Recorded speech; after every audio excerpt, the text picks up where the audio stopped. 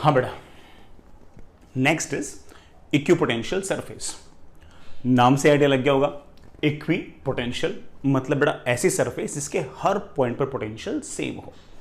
तो आप कह सकते हो बेटा कि ऐसी कोई surface, this kind of surface can be real और इमेजिनरी, जिसके हर पॉइंट पर इलेक्ट्रिक पोटेंशियल सेम हो, but that kind of surface is known as equipotential surface. बड़ा एक छोटी सी डेफिनेशन लिखना, ए सरफेस रियल और imaginary on which electric potential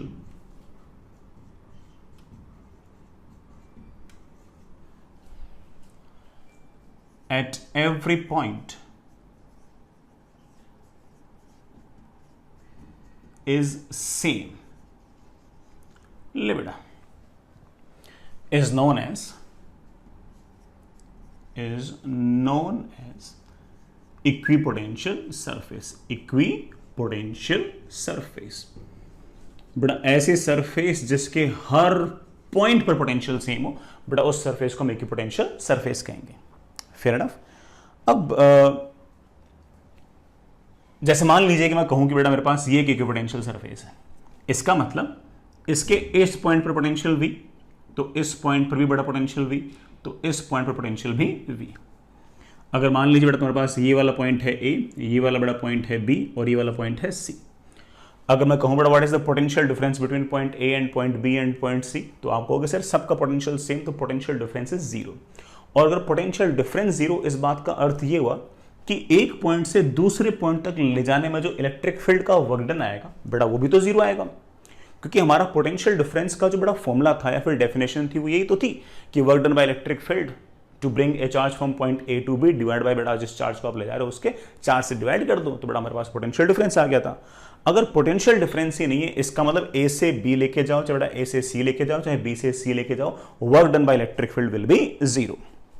तो बेटा बड़े आराम से हम ऐसी बातें बोल सकते हैं। तो बेटा इस बात को आप लिख भी लेना कि work done by electric field to move a charge on equipotential surface is 0। और बेटा अगर इलेक्ट्रिक फील्ड का वर्क डन 0 है तो एक्सटर्नल एजेंट का वर्डन भी 0 है। अगर आप उसको स्लोली लेकर जा रहे हो तो आप ये भी कह सकते हो बेटा work done by external agent, बेटा एक्सटर्नल फोर्स बोल दो, एक्सटर्नल एजेंट बोल दो, एक ही बात है। Work done by external agent against electric forces to move a charge on equipotential surface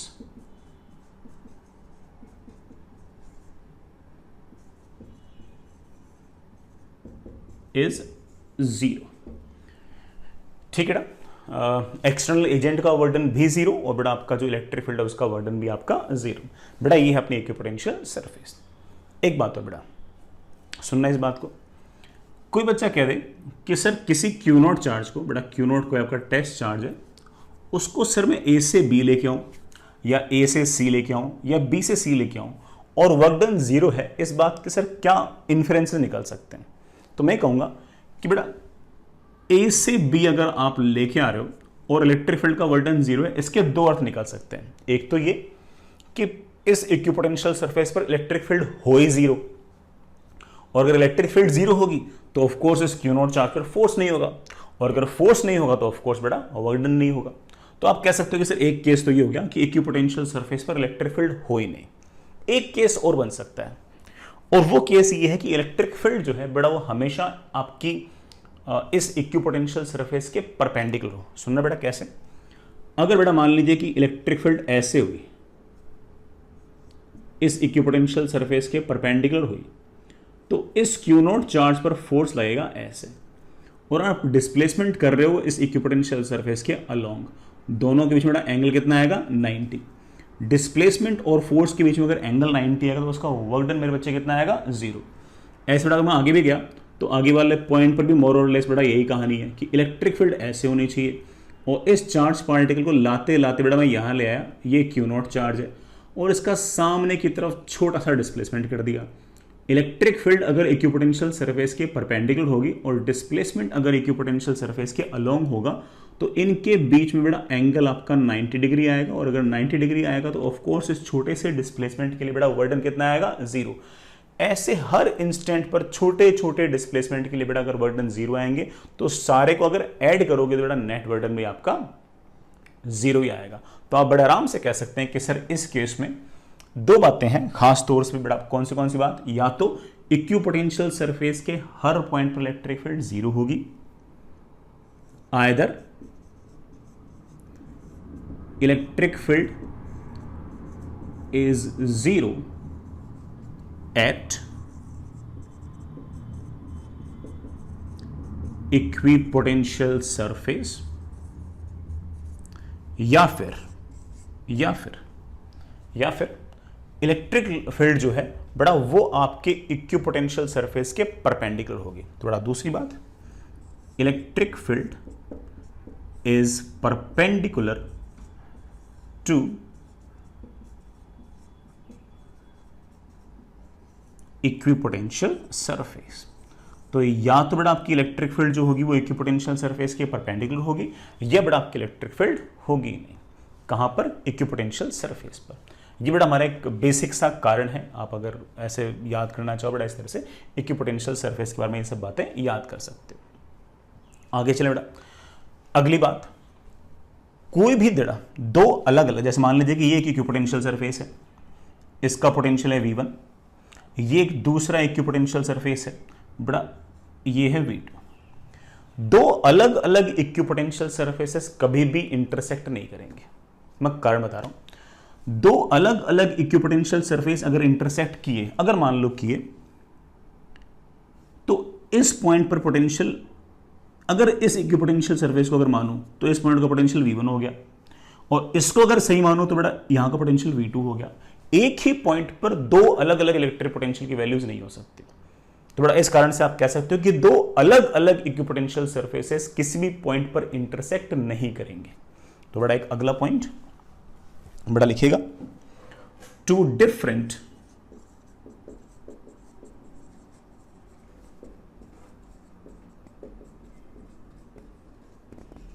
equipotential surfaces will never intersect,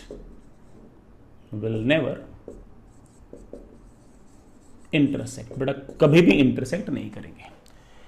लेकिन एक छोटा सा पॉइंट और है बेटा, वो छोटा सा पॉइंट बेटा बहुत ही रेयरली यूज होता है, लेकिन अच्छा कॉन्सेप्ट है। हो सकता है बेटा कभी है ना IIT एडवांस वगैरह में इस तरह के कॉन्सेप्ट पर हम लोगों को थोड़ा सा बेवकूफ बनाया जाए। तो बेटा एक छोटा सा कॉन्सेप्ट और सुन लो।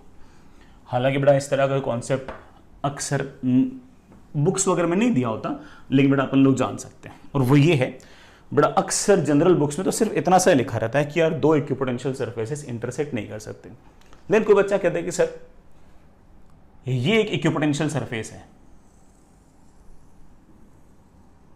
सर ये एक ही है और इसके हर पॉइंट पर पोटेंशियल V है, हर पॉइंट पर पोटेंशियल V है, सर ऐसा हो सकता है क्या? तो बेटा इसमें तो आप कहोगे कि सर इक्विपोटेंशियल सरफेस अगर ये एक ही है तो इंटरसेक्ट अगर कर भी गए तो उस पॉइंट पर पोटेंशियल तो V आएगा, इस केस की तरह V1 और V2 तो आएगा नहीं। तो ऐसा लग रहा है कि हाँ भाई ऐसा हो सकता है, हो सकता है। फिर और सोचते हैं, फिर कोई बच्चा कहे कि सर इस वाले पॉइंट को जरा गौर से देखो, ये वाली लाइन, ये वाला कर्व ऐसे है, ये वाला कर्व अगर ऐसे है तो मुझे लग रहा है कि इस पॉइंट पर इलेक्ट्रिक फील्ड ऐसे होनी चाहिए। लेकिन अगर मैं इस कर्व को अगर सही मानूं, इस कर्व को अगर मैं सही मानूं तो मुझे ऐसा लगता है कि यहां पर इलेक्ट्रिक फील्ड ऐसे होनी चाहिए। एक ही पॉइंट पर इलेक्ट्रिक फील्ड दो डायरेक्शन में नहीं हो सकती। तो हमारा मन ऐसा कर रहा है कि हम बोल दें कि ऐसा पॉसिबल नहीं है, लेकिन मेरा कोई बच्चा हो सकता है कि इस बात का दिमाग ऐसे लगा ले कि सर अगर इस पॉइंट पर इलेक्ट्रिक फील्ड हुई नहीं तो हो सकता है, अगर यहां पर इलेक्ट्रिक फील्ड जीरो ही हो गई तो सर इंटरसेक्ट हो सकते हैं। अगर इलेक्ट्रिक फील्ड हुई तो बड़ा फिर तो दिक्कत है, क्योंकि आप कहोगे सर एक कर्व्ड सरफेस ये वाली मान ली बड़ा मैंने, एक कर्व्ड सरफेस ये, अगर इसको सच मानूं तो इलेक्ट्रिक फील्ड उसके परपेंडिकुलर डायरेक्शन में ऐसे होनी चाहिए, इसको सच मानूं तो इलेक्ट्रिक फील्ड ऐसे होनी चाहिए। एक ही पॉइंट पर दो डायरेक्शन इलेक्ट्रिक फील्ड नहीं हो सकती। तो मेरे बच्चे बोलेंगे सर इंटरसेक्ट नहीं करना चाहिए, लेकिन हो सकता है कि बच्चा ये सोच रहा हो कि सर अगर इलेक्ट्रिक फील्ड जीरो हो गई फिर तो सर डायरेक्शन का मामला ही नहीं आएगा, सर उस केस में इंटरसेक्ट कर सकते हैं। तो बड़ा मैं फाइनल रिजल्ट ये बता रहा हूं कि एक ही इक्विपोटेंशियल सरफेस किसी एक पॉइंट पर इंटरसेक्ट कर सकती है, लेकिन जिस पॉइंट पर इंटरसेक्ट करेगी बेटा उस पॉइंट पर आपका इलेक्ट्रिक फील्ड जीरो होना मस्ट है। अगर इलेक्ट्रिक फील्ड जीरो नहीं हुई फिर आप कहोगे सर ये वाले सरफेस को अगर सही मानूंगा तो इलेक्ट्रिक फील्ड ऐसे है, सर ये वाले सरफेस को ऐसे मानूंगा तो इलेक्ट्रिक फील्ड ऐसे है, सर एक पॉइंट पर दो डायरेक्शन इलेक्ट्रिक फील्ड नहीं हो सकती। थोड़ा बहुत क्लियरली बोलूं कि एक ही इक्विपोटेंशियल सरफेस किसी एक पॉइंट पर इंटरसेक्ट कर सकती है, जिस पॉइंट पर वो इंटरसेक्ट करेगी बेटा that point must have zero electric field, बेटा वहां पर जीरो इलेक्ट्रिक फील्ड होनी चाहिए। I hope you get the point. तो चलिए बेटा इतनी सी बात है बेटा।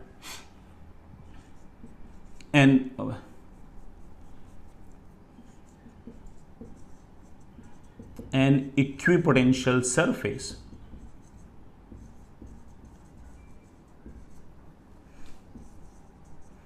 can intersect itself, but electric field must be zero at intersection point. बेटा जिस पॉइंट पर इंटरसेक्शन हो रहा है वहां पर आपके इलेक्ट्रिक फील्ड जीरो होना मस्ट है। अच्छा पॉइंट है बेटा। तो बेटा हमारे पास ये कुछ पॉइंट्स थे बेटा, इनसे हमारा बड़ा बड़े आराम से काम चल जाएगा। इक्विपोटेंशियल सरफेस को लेकर जितनी बड़ा बातें वो सारी की सारी बड़ा बातें, इससे हमारा काम चल जाएगा। चलिए बेटा इक्विपोटेंशियल सरफेस पर एक पॉइंट से दूसरे पॉइंट तक मूव करने में बेटा कोई वर्डन नहीं आएगा। इलेक्ट्रिक फील्ड का वर्डन जीरो आएगा, एक्सटर्नल एजेंट का वर्डन भी बेटा क्या आएगा, जीरो आएगा। इलेक्ट्रिक फील्ड जो होगी या तो इक्विपोटेंशियल सरफेस पर होगी नहीं, अगर होगी तो बेटा कैसे होगी, इक्विपोटेंशियल सरफेस के नॉर्मली होगी, इक्विपोटेंशियल सरफेस के परपेंडिकुलरली होगी। फेयर एनफ, अच्छे पॉइंट। एक सवाल,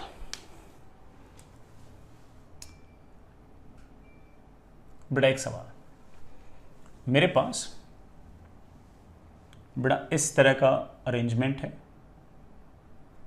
कि ये मेरे पास एक बेटा Q1 चार्ज है, ये बेटा मेरे पास एक Q2 चार्ज है, इनके बीच बेटा सेपरेशन मुझे पता नहीं है कितना है, वही निकालना बेटा।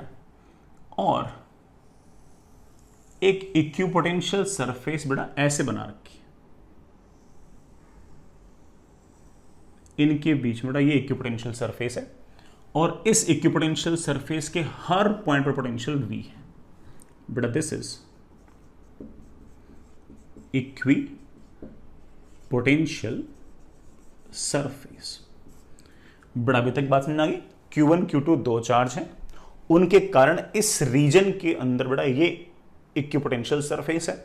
इक्विपोटेंशियल सरफेस के हर पॉइंट पर बड़ा पोटेंशियल कितना दे रखा है, सवाल में V दे रखा है। सवाल पूछा है फाइंड सेपरेशन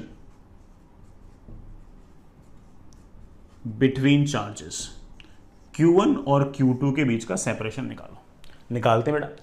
पहली बात कि बेटा ये तो नहीं सोच रहे कि सर ये इक्विपोटेंशियल सरफेसेस इंटरसेक्ट कैसे कर गई हैं। बेटा ये दो अलग अलग इक्विपोटेंशियल सरफेस नहीं है, ये एक ही इक्विपोटेंशियल सरफेस है और इसके हर पॉइंट पर बड़ा पोटेंशियल V है। इंटरसेक्ट कर सकती है, लेकिन आप बोलोगे सर इंटरसेक्ट कर सकती है, लेकिन आपने एक शर्त लिखाई थी, आपने एक कंडीशन लिखाई थी और कंडीशन ये थी कि इस पॉइंट पर इलेक्ट्रिक फील्ड कितनी होनी चाहिए बेटा, जीरो। बेटा याद है ना वो शर्त, बस हमारा काम हो जाएगा। बेटा Q1 से ये डिस्टेंस मैं एक बार के लिए R1 मान लूं और Q2 से बेटा एक बार ये डिस्टेंस मैं R2 मान लूं। मुझे ऑफ कोर्स बेटा दोनों चार्जेस के बीच का सेपरेशन निकालना है, उसे मैं R मान लूं, R must be equals to R1 plus R2। निकाल लेंगे बेटा, निकाल लेंगे। पहली बात, इस पॉइंट पर अगर इलेक्ट्रिक फील्ड जीरो होनी चाहिए तो Q1 चार्ज के कारण जो इलेक्ट्रिक फील्ड है और Q2 चार्ज के कारण जो इलेक्ट्रिक फील्ड है वो इक्वलेंट अपोजिट। आपको सर कोई दिक्कत नहीं, Q1 चार्ज के कारण यहां पर इलेक्ट्रिक फील्ड आएगी KQ1 अपॉन R1 का स्क्वायर, Q2 चार्ज के कारण बड़ा पोटेंशियल आएगा, सॉरी इलेक्ट्रिक फील्ड आएगी KQ2 अपॉन R2 का स्क्वायर। बड़ा हम बड़े आराम से इसमें कह सकते हैं कि R2 upon R1 is root of बड़ा क्या Q2 upon Q1। This is my equation number 2। आगे जाए बड़ा काम आ सकती है, देख लेंगे। अगला काम कि इस पूरे के पूरे सरफेस के हर पॉइंट पर पोटेंशियल V होना चाहिए। हर पॉइंट पर अगर पोटेंशियल V होना चाहिए तो इस पॉइंट पर भी पोटेंशियल V होना चाहिए। इस पॉइंट पर पोटेंशियल अभी लिखते हैं, बट हमें पोटेंशियल्स लिखने आते हैं। इस Q1 चार्ज की वजह से पोटेंशियल आएगा Q1 अपॉन R1।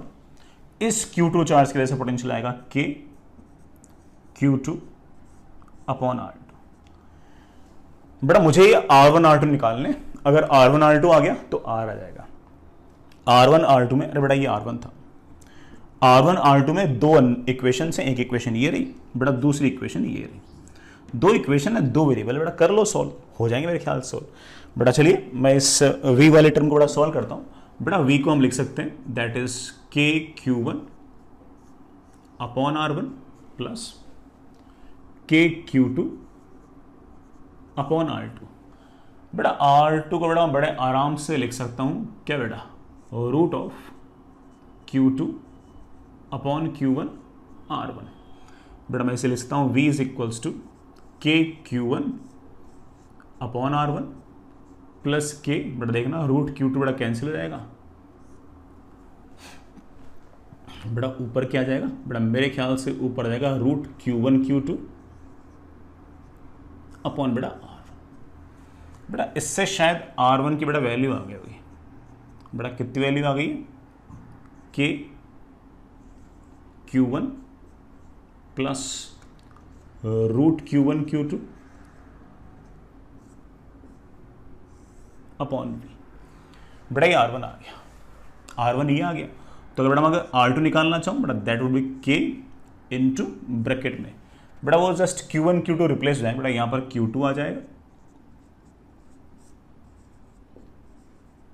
अपॉन ये बेटा R2 आ गया। सर मुझे तो R चाहिए, R is basically R1 plus R2। बेटा R1 निकाल चुके हैं, R2 निकाल चुके हैं, ऐड करना है, बेटा करते हैं ऐड। दोनों को ऐड किया तो बेटा K बाई V तो बेटा बाहर आ गया, ब्रैकेट में बेटा ब्रैकेट में क्या आ गया, ओ बेटा K बाई V बेटा बाहर आ गया, Q1 plus Q2 plus 2 times root Q1 root Q2। बेटा ऐसे आप लिखना चाहो तो ऐसे लिख सकते हो, that is K by V, बेटा क्या लिख सकते हो, root Q1 plus root Q2 का स्क्वायर। बेटा this is the separation between the charges. बेटा ये हमारे चार्जेस के बीच का सेपरेशन है। बढ़िया बेटा, अच्छा है, आगे चलते हैं। ठीक है ना, कॉन्सेप्ट तो बेटा ठीक है, ऐसा ही था, है ना। खास तौर से बेटा ये वाला था कि अगर एक ही इक्विपोटेंशियल सरफेस है और अगर किसी पॉइंट पर अगर इंटरसेक्ट करती है तो वहां पर बेटा इलेक्ट्रिक फील्ड जीरो ना चाहिए, इस बात की बेटा बेसिस पे छोटा सा सवाल था। आगे चलते हैं बेटा, हम कुछ इक्विपोटेंशियल सरफेसेस बेटा निकालते हैं। खास तौर से बेटा जो हमारे काम की है बेटा वो तो अपन निकालते हैं।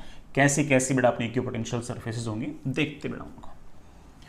सबसे पहले बेटा पॉइंट चार्ज की वजह से इक्विपोटेंशियल सरफेसेस कैसी होंगी बेटा बनाते हैं। चलिए सबसे पहले equipotential surface due two point charge. अगर बेटा आपके पास कोई पॉइंट चार्ज है लेट्स से Q, तो इसकी वजह से बेटा मुझे पोटेंशियल लिखना आता है बेटा, that potential is KQ upon R। हम क्या चाहते हैं, हम चाहते हैं कि potential must be constant. K is fix, Q is fix, it means that R is fix. इसका मतलब Q चार्ज से R डिस्टेंस दूर पर हर पॉइंट पर पोटेंशियल सेम होगा। सर्कल नहीं बनेगा बेटा, स्फीयर बनेगा, स्फीयर बनेगा।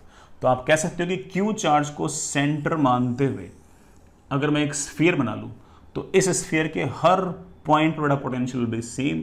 अगर मान लीजिए बेटा ये डिस्टेंस मेरे पास अगर R1 है तो इसके हर पॉइंट पर बेटा potential will be V1।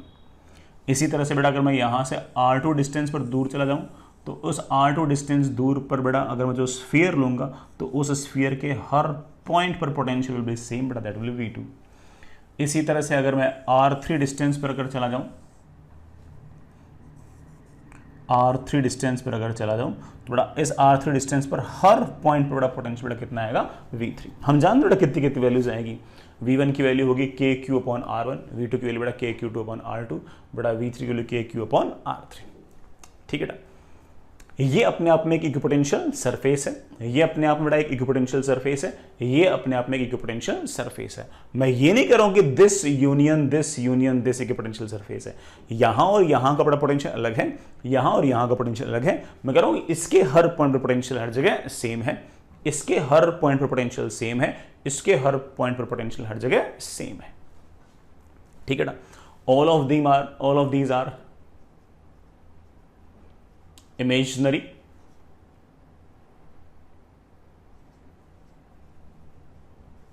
spherical surfaces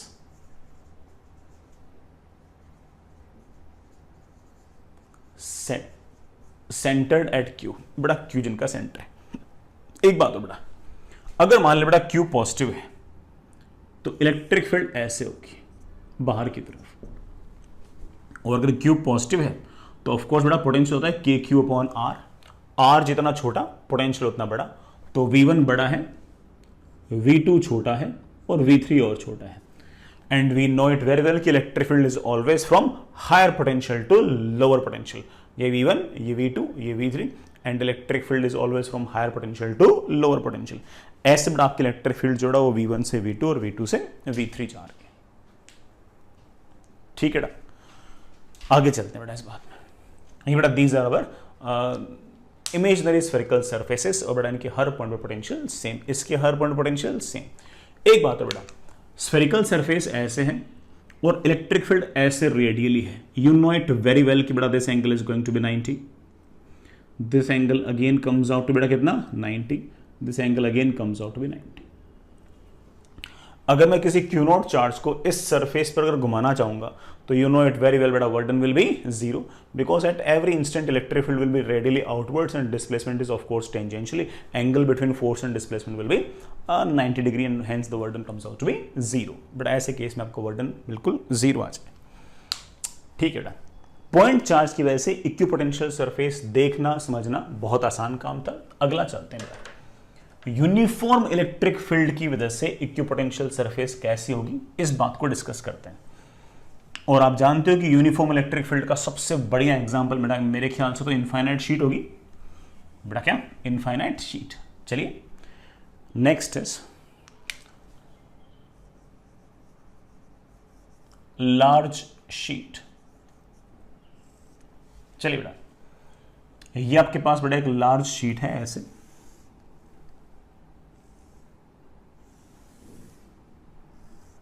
ऐसे पॉजिटिव चार्ज, बड़ा बहुत बड़ी शीट है।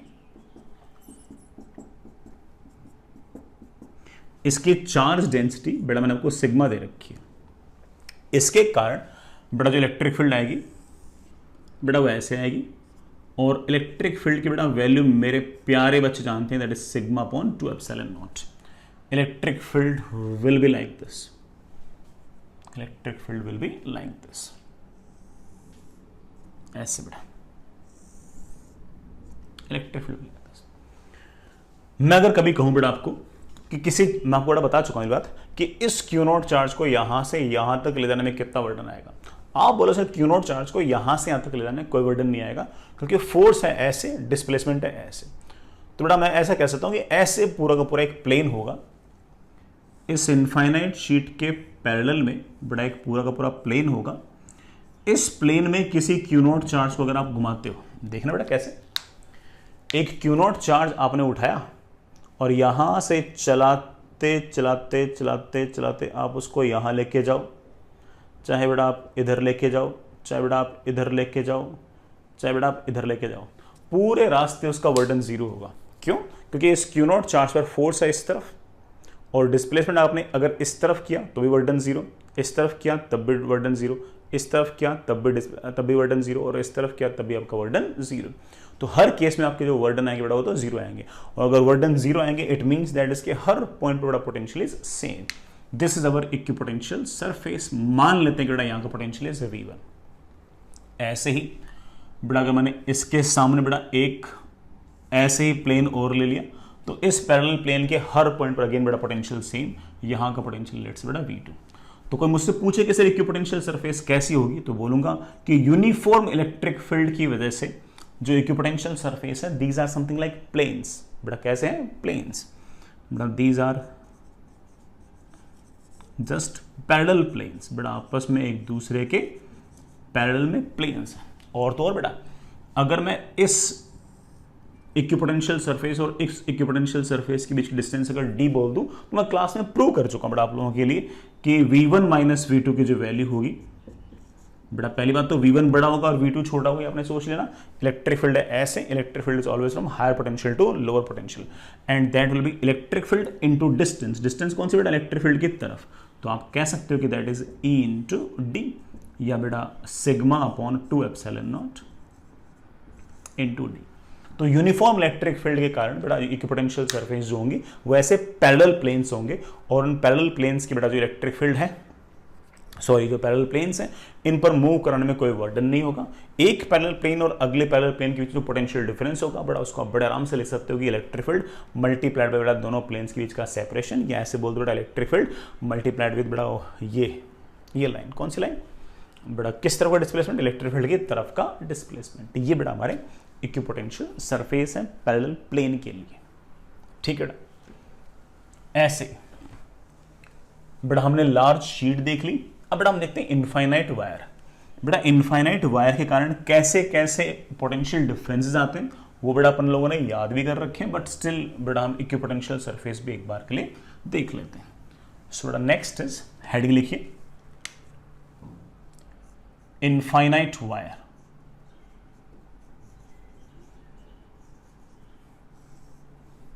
बेटा नेक्स्ट इज इनफाइनाइट वायर। बेटा इनफाइनाइट वायर के कारण कैसे इलेक्ट्रिक फील्ड होती है, कितनी होती है, बेटा हम सब डिटेल में उसको देख चुके हैं। आपके पास बेटा ये एक इनफाइनाइट वायर, और इस इनफाइनाइट वायर की चार्ज पर यूनिट लेंथ जो है बेटा हमारे पास वो लैम्डा है, ठीक है बेटा। हम जानते हैं कि इस इनफाइनाइट वायर की वजह से जो इलेक्ट्रिक फील्ड है बेटा वो तो ऐसे आती है,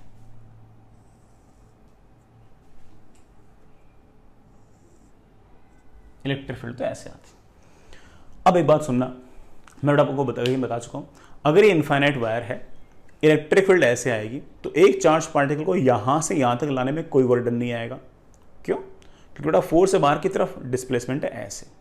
इसी तरह से चार्ज पार्टिकल को ऐसे सर्कल के अलोंग घुमाने में भी बेटा कोई वर्डन नहीं आएगा। क्यों? क्योंकि डिस्प्लेसमेंट बेटा ऐसे टेंजेंशियल डायरेक्शन में होगा, और इलेक्ट्रिक फील्ड का जो इलेक्ट्रिक फील्ड जो होगी या इलेक्ट्रिक फील्ड का जो फोर्स होगा बेटा वैसे रेडियली आउटवर्ड्स होगा। तो आप ऐसा कह सकते हैं, कि यहां से अगर मैं R1 डिस्टेंस दूर जाऊं और ऐसे एक सर्कल बना लूं, तो इस सर्कल में बेटा इस Q0 चार्ज को यहां से यहां, यहां से यहां, यहां से यहां, यहां से यहां, यहां से यहां, यहां से यहां, यहां से यहां घुमाने में कोई वर्डन नहीं आएगा। इसी तरह से यहां पर Q0 अगर चार्ज रखूं और उसको यहां से यहां ले जाऊं, ऐसे ले जाऊं, बेटा वर्डन कितना आएगा, 0। और आप बड़े आराम से कह सकते हो कि इन दोनों को अगर बेटा मिला दूं तो कुल मिलाकर एक सिलेंडर बन जाएगा, एक इमेजिनरी सिलेंडर बन जाएगा R1 रेडियस का, और इसके हर पॉइंट पर बेटा पोटेंशियल सेम आएगा। लेट्स से बेटा इसके हर पॉइंट पर पोटेंशियल इज V1। ऐसे ही बेटा मैं एक दूसरा सिलेंडर, ऐसे बेटा मैं और भी सिलेंडर बना सकता हूँ। यहां से R2 रेडियस पर बेटा अगर मैं एक दूसरा सिलेंडर बनाऊं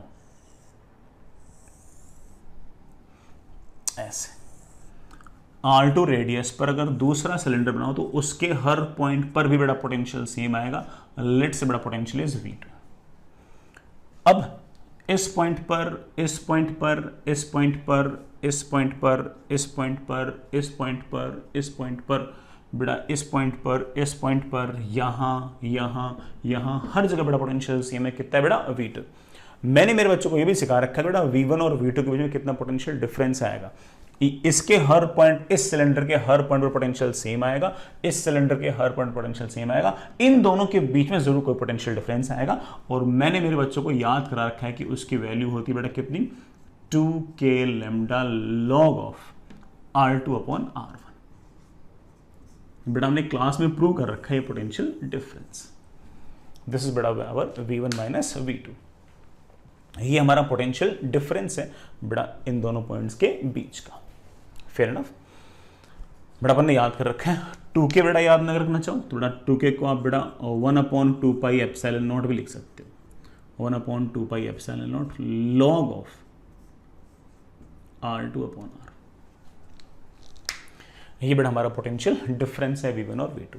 तो कैसे कैसे इक्विपोटेंशियल सरफेस बने इस केस में, तो आप कह सकते हो कि सर इमेजिनरी कोएक्सियल सिलेंडर। बेटा कोएक्सियल मतलब जिनकी एक्सिस सेम हो, और एक्सिस की तरह कौन एक्ट कर रहा है, हमारा जो इनफाइनाइट वायर बेटा वो एक्सिस की तरह एक्ट कर रहा है।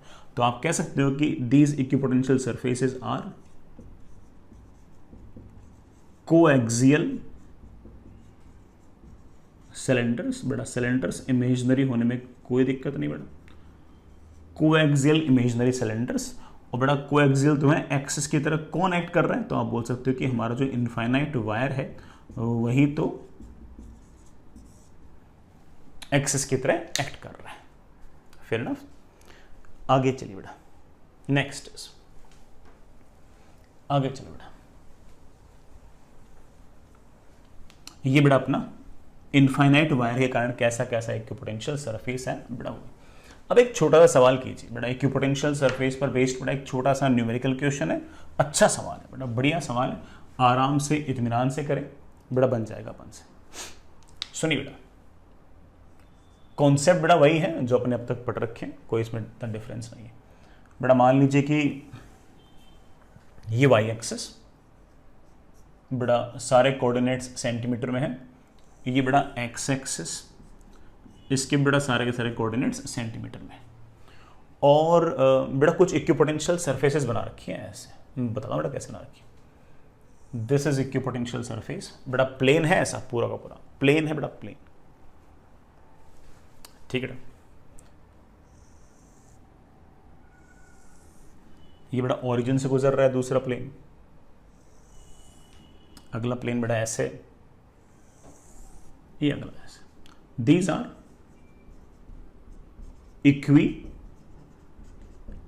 Potential surfaces. बेटा सारे के सारे इक्विपोटेंशियल सरफेसेस हैं, बोल रखा है बेटा सवाल के अंदर, और सारे के सारे बेटा ऐसे पैरेलल प्लेन्स हैं बेटा, सारे के सारे ऐसे पैरेलल प्लेन्स हैं। Fair enough. अब ये वाला जो पॉइंट है इसके कोऑर्डिनेट है बेटा 0,10।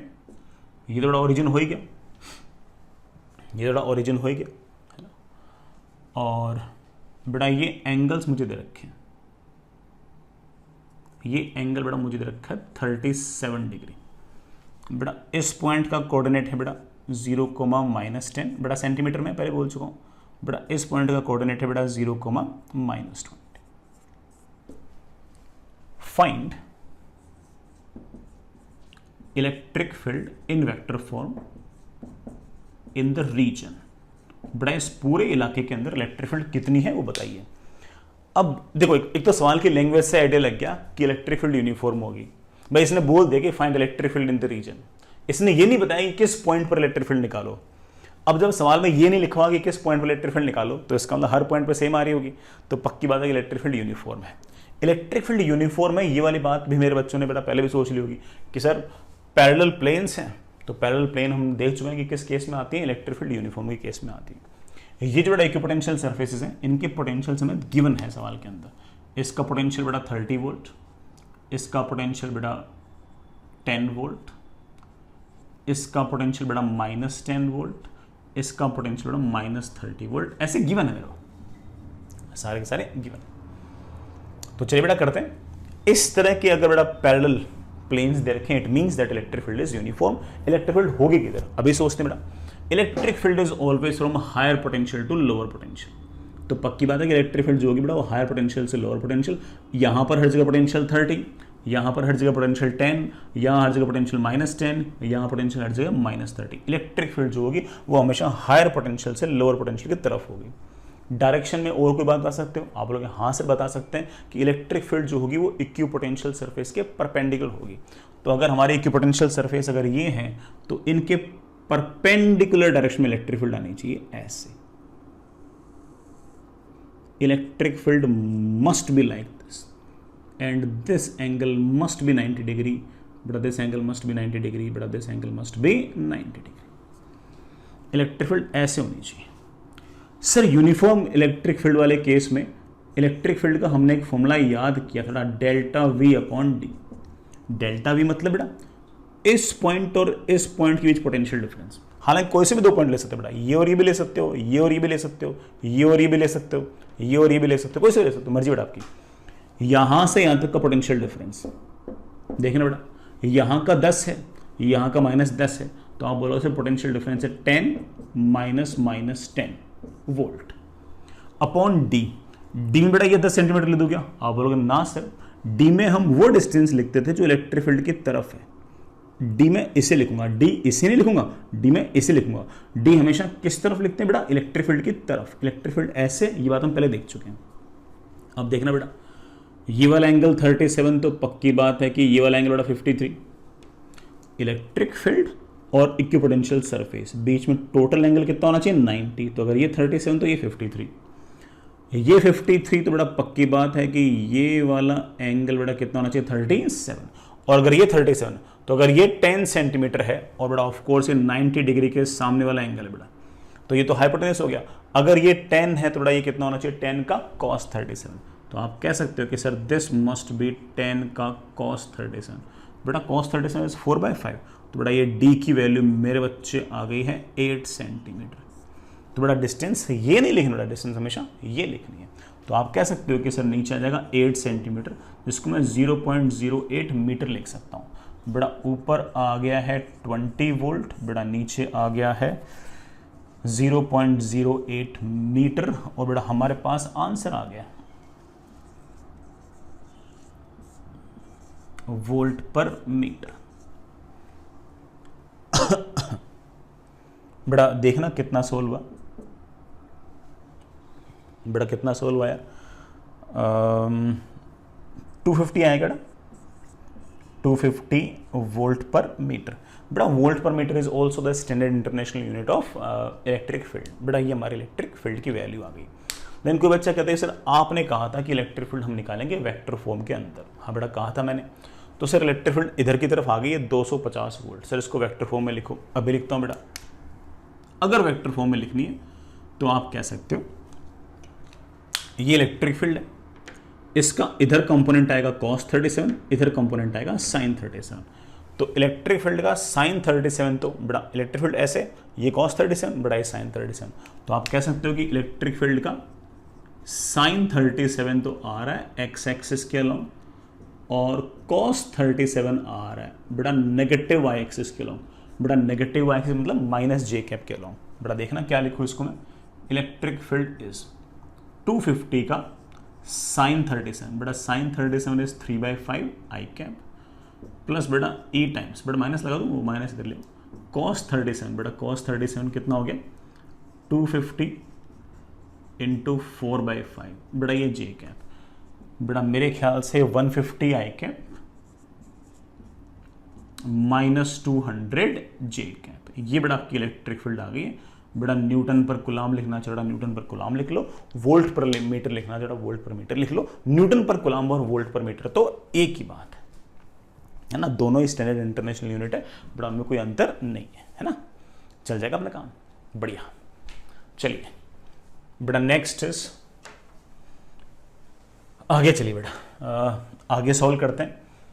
बेटा ये तो था अपना equipotential surface. Next is extremely important, electric potential energy. ये मान के चल लो बेटा कि हमने इलेक्ट्रिक पोटेंशियल पढ़ाई इसलिए था कि हम इलेक्ट्रिक पोटेंशियल एनर्जी लिख सकें। जैसे बेटा हम लोग इलेक्ट्रिक फील्ड क्यों पढ़ रहे थे? हम इलेक्ट्रिक फील्ड इसलिए पढ़ रहे थे क्योंकि इलेक्ट्रिक फील्ड से हम इलेक्ट्रिक फोर्स निकाल सकते हैं। उसी तरीके से इलेक्ट्रिक पोटेंशियल आप लोगों ने पढ़ा बहुत सारे फॉर्मूले निकाले, उनको याद किया। वो सब इसलिए याद किया कि हम इलेक्ट्रिक पोटेंशियल एनर्जी पढ़ सकें। जिस तरह से ग्रेविटेशनल पोटेंशियल एनर्जी पढ़ी थी अपन लोगों ने 11th क्लास में, स्प्रिंग पोटेंशियल एनर्जी पढ़ी, इलास्टिक पोटेंशियल एनर्जी पढ़ी, सरफेस टेंशन में इवन बड़ा हम लोगों ने सरफेस एनर्जी पढ़ी। बड़ा उसी तरह से है ना, हर कंजर्वेटिव फोर्स के कॉरस्पॉन्डिंग कोई ना कोई पोटेंशियल एनर्जी होती है, और हर सिस्टम के पास बड़ा अगर इलेक्ट्रोस्टैटिक पोटेंशियल एनर्जी होती है तो सॉरी हर सिस्टम के पास उसके कंजर्वेटिव फोर्स के कॉरस्पॉन्डिंग कोई पोटेंशियल एनर्जी होती है। तो इस केस में हमारे पास कंजर्वेटिव फोर्स है इलेक्ट्रिक फोर्स, तो उसके कॉरस्पॉन्डिंग बड़ा पोटेंशियल एनर्जी होगी इलेक्ट्रोस्टैटिक पोटेंशियल एनर्जी। और उसे निकालना बिल्कुल मुश्किल नहीं है, बहुत आसान है। द रीजन इज कि इलेक्ट्रिक पोटेंशियल पढ़ चुके हैं, उसी के फॉर्मूले बड़ा यूज करके हमारा काम तो चल जाएगा, कोई दिक्कत नहीं आएगी। तो चलिए हेडिंग लिखिए बेटा, नेक्स्ट इलेक्ट्रिक पोटेंशियल एनर्जी। बेटा पोटेंशियल एनर्जी का डेफिनेशन जानते हो बेटा, रिलेटिव पोजीशन या रिलेटिव कॉन्फ़िगरेशन की वजह से किसी सिस्टम के पास अगर वर्क डन करने की क्षमता हो, वर्क डन करने की कैपेसिटी हो बेटा, that is known as potential energy. यहाँ पर ऑफ कोर्स चार्ज पार्टिकल्स की जो रिलेटिव पोजीशन, रिलेटिव ओरिएंटेशन है बड़ा, उसके कारण बड़ा कुछ ना कुछ सिस्टम के पास बड़ा वर्क करने की क्षमता होगी, उसे हम इलेक्ट्रोस्टैटिक पोटेंशियल एनर्जी कहेंगे। मैं इसको बड़ा किसी और तरीके से बताने की कोशिश कर रहा हूं, आराम से सुनना। सुनिए बेटा, आपके पास बेटा मान लीजिए कि ये कोई सिस्टम ऑफ चार्जेस है, ये बेटा आपके पास कोई ना कोई सिस्टम ऑफ चार्जेस है, बढ़िया। और आपने क्या किया कि एक क्यू नॉट चार्ज को इन्फिनिटी से उठाया और इस क्यू नॉट चार्ज को इन्फिनिटी से धीरे धीरे धीरे धीरे धीरे बिना कोई काइनेटिक एनर्जी चेंज किया आप उसको धीरे धीरे लाते गए, और आपने बेटा एक्सटर्नल फोर्स लगाया अंदर की तरफ। मैं ऐसा मान रहा हूं कि बेटा वो सिस्टम ऑफ चार्ज जो पॉजिटिव है, ये क्यू नॉट भी पॉजिटिव है, तो उस सिस्टम ऑफ चार्ज ने इसको रेपेल किया है ऐसे, तो इलेक्ट्रोस्टैटिक फोर्स लगा बेटा बाहर की तरफ और आपने फोर्स लगा दिया अंदर की तरफ, उतना ही। Net force zero, acceleration zero, acceleration zero तो मतलब constant velocity, negligible constant velocity से आप लगातार क्यू नॉट को आगे लाते गए लाते गए लाते गए लाते गए, और आपने बेटा क्यू नॉट को यहां ला दिया, इन्फिनिटी से उठाते उठाते उठाते इस क्यू नॉट को आप यहां ले आए फाइनली। इनिशियली बेटा इन्फिनिटी पे था, इनिशियली इन्फिनिटी पे था, और फाइनली बेटा आप इस क्यू नॉट को यहां पर ले आए। तो अब इस सिस्टम ऑफ चार्ज और इस क्यू नॉट के बीच में एक इलेक्ट्रोस्टैटिक इंटरेक्शन है, और अगर इलेक्ट्रोस्टैटिक इंटरेक्शन है तो इन दोनों के बीच में एक इलेक्ट्रोस्टैटिक पोटेंशियल एनर्जी है। जैसे m मास का पार्टिकल अर्थ के ऊपर अगर पड़ा है तो ऑफ कोर्स अगर वो h हाइट ऊपर जाता तो हमने कहा था कि बेटा उसकी potential energy, gravitational potential energy mgh बढ़ जाती है। वो था किस कारण से? उस पार्टिकल और अर्थ के बीच के ग्रेविटेशनल जो फोर्स था, जो कंजर्वेटिव फोर्स था, उसके कारण। एग्जैक्टली उसी तरह से बेटा जी इस सिस्टम ऑफ चार्ज और इस क्यू नॉट के बीच में कुछ ना कुछ इलेक्ट्रोस्टैटिक फोर्सेस हैं, कुछ ना कुछ इलेक्ट्रोस्टैटिक इंटरेक्शन है, और उस इंटरेक्शन के कारण कोई ना कोई इलेक्ट्रिक पोटेंशियल एनर्जी है, कुछ ना कुछ बड़ा इलेक्ट्रिक पोटेंशियल एनर्जी। वो इलेक्ट्रिक पोटेंशियल एनर्जी हमें लिखने आनी चाहिए, लिख देंगे बेटा, लिख देंगे, कोई परेशानी नहीं बेटा से लिखने में, बेटा लिख देंगे बन। और लिखने में कोई खास इसमें परेशानी बेटा है नहीं यार। हाँ सर कैसे लिखोगे? बेटा आराम से लिख देंगे। अब सुनना, एक्सटर्नल एजेंट ने बेटा इस चार्ज पार्टिकल को वहां से लेकर यहां पर लेके आया। जब भी आप कभी नॉन कंजर्वेटिव फोर्स के अगेंस्ट वर्क डन करते हो, सॉरी बेटा, जब भी आप किसी कंजर्वेटिव फोर्स के अगेंस्ट वर्क डन करते हो तो आपके द्वारा किया गया जो वर्क डन है वो वेस्ट नहीं होता है, वो स्टोर होता है in form of total mechanical energy. You know it very well. अब इस केस में आपने जो वर्क डन किया है बेटा, उसने इस पार्टिकल की काइनेटिक एनर्जी तो बढ़ाई नहीं है, क्योंकि आप बेटा कैसे लेके आ रहे हो? स्लोली लेके आ रहे हो। अगर आपने काइनेटिक एनर्जी नहीं बढ़ाई है, इसका मतलब आपने जितना का जितना वर्क डन किया है वो जरूर स्टोर हो गया है। किस फॉर्म में स्टोर हो गया? इलेक्ट्रिक पोटेंशियल एनर्जी की फॉर्म में स्टोर हो गया। तो मैं ऐसा कह सकता हूं कि इस क्यू नॉट चार्ज के पार्टिकल को इन्फिनिटी से यहां पर लाने में एक्सटर्नल एजेंट ने जो भी वर्क डन किया है to bring this charge from infinity to बेटा हियर, जहां भी लेके आए हो, it must be equal to change in kinetic plus change in potential, but we know it very well कि change in kinetic energy zero है, क्योंकि हमने ध्यान रखा है कि हम इसको स्लो लेकर आएंगे, तो it must be equal to change in potential energy, and change in potential energy always means U final minus U initial. शुरुआत में चार्ज पार्टिकल इंफिनिटी पे था, तो बड़ा इंफिनिटी पर हम एक रेफरेंस मान लेते हैं कि इंफिनिटी पर हम इलेक्ट्रिक पोटेंशियल एनर्जी जीरो मानेंगे। जैसे हम ग्राउंड पर बड़ा ग्रेविटेशनल पोटेंशियल जीरो मानते थे, बड़ा वैसे अगर चार्ज पार्टिकल इंफिनिटी पर है तो बड़ा वहां पर हम इलेक्ट्रिक पोटेंशियल जीरो मान लेंगे। अगर जीरो ना माने कुछ और मान ले तब भी कोई बहुत बड़ा फर्क पड़ने वाला नहीं है। तो इसका मतलब आपके पास जो फाइनल पोटेंशियल एनर्जी आई है उसको आप कह सकते हो कि sir this is basically work done by external agent to bring this q naught charge from infinity to here, वो भी बेटा कैसे, स्लोली मींस बेटा change in kinetic energy is zero. This is the potential energy at point, this is the potential energy of naught q naught, ऐसे नहीं बोलते कि sir this is the potential of q naught, this is potential energy of the interaction between q naught and this system of charge. This is not only the potential energy of q naught, it is potential of q naught as well as this system of charge. मैं इस बात को और भी explain करूंगा, बेटा एक बार इतना मानो। मेरा बच्चा ये भी कह सकता है कि sir it is also equal to negative of work done by electric field to bring the charge from infinity to here. Sir this is also work done by electric field to bring the charge from here to infinity. बड़ा समझ तो गया ना, external agent का और electric field का वर्डन बड़ा equal and opposite आएगा प्लस माइनस में, तो बड़ा मैंने उसको माइनस लगा दिया, इंफिनिटी से हियर के जाए हियर से इंफिनिटी कर दिया, यहां से इंफिनिटी कर दिया, और बड़ा इलेक्ट्रिक फील्ड का वर्डन। आप पोटेंशियल एनर्जी को इनमें से किसी भी तरीके से डिफाइन कर सकते हो, किसी प्रकार से कोई दिक्कत नहीं है। अब मैं इस बात पे आता हूं कि मैंने कहा कि ये इलेक्ट्रिक पोटेंशियल एनर्जी हमने जो डिफाइन की है ये इसकी नहीं है, क्यू नॉट की नहीं है, ना ही इसकी है, ये है इन दोनों की मिलाकर या कहूं इन दोनों के इंटरेक्शन की। सर ऐसा कैसे? सुनना बेटा, मान लो ये फिक्स है और इस क्यू नॉट चार्ज को मैं धीरे धीरे धीरे धीरे धीरे यहां लेके आया, पूरे रास्ते इस प्लस चार्ज ने इस प्लस चार्ज को रेपेल किया, फिर भी मैं जबरदस्ती बेटा अंदर की तरफ फोर्स लगाकर लेके आया इसको अंदर, और लाते लाते मैंने यहां पर रख दिया, इसको पकड़ रखा है, इसको पकड़ रखा है।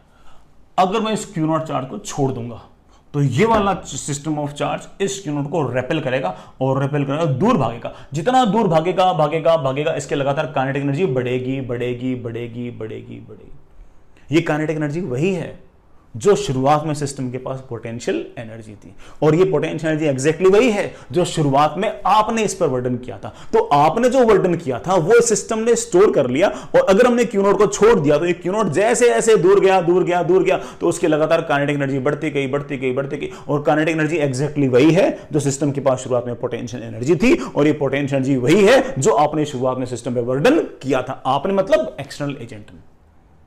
कोई बच्चा कहता है कि सर क्यू नॉट को पकड़े रखो आप, सर क्यू नॉट को जाने मत दो, ठीक है पकड़ लिया, सर इसको छोड़ दो सिस्टम ऑफ चार्ज को, जैसे ही सिस्टम ऑफ चार्ज को छोड़ दिया ये भागेगा, क्योंकि बेटा ये भी तो इसको रेपेल कर रहा है, तो ये भागेगा, जैसे जैसे जैसे जैसे दूर जाएगा लगातार ऐसी काइनेटिक एनर्जी बढ़ेगी बढ़ेगी बढ़ेगी, और ये काइनेटिक एनर्जी वही होगी तो इस सिस्टम के पास शुरुआत के अंदर पोटेंशियल एनर्जी थी, और ये पोटेंशियल एनर्जी वही है जो बड़ा आपने यहां से यहां तक लाने में वर्क डन किया। वो वर्क डन वेस्ट नहीं हुआ, वो वर्क डन इन दोनों की इंटरेक्शन पोटेंशियल एनर्जी में स्टोर हो गया था, और उसको यूज ये भी कर सकता है, उसको यूज ये भी कर सकता है, डिपेंड करता है किसको छोड़ रहे हो।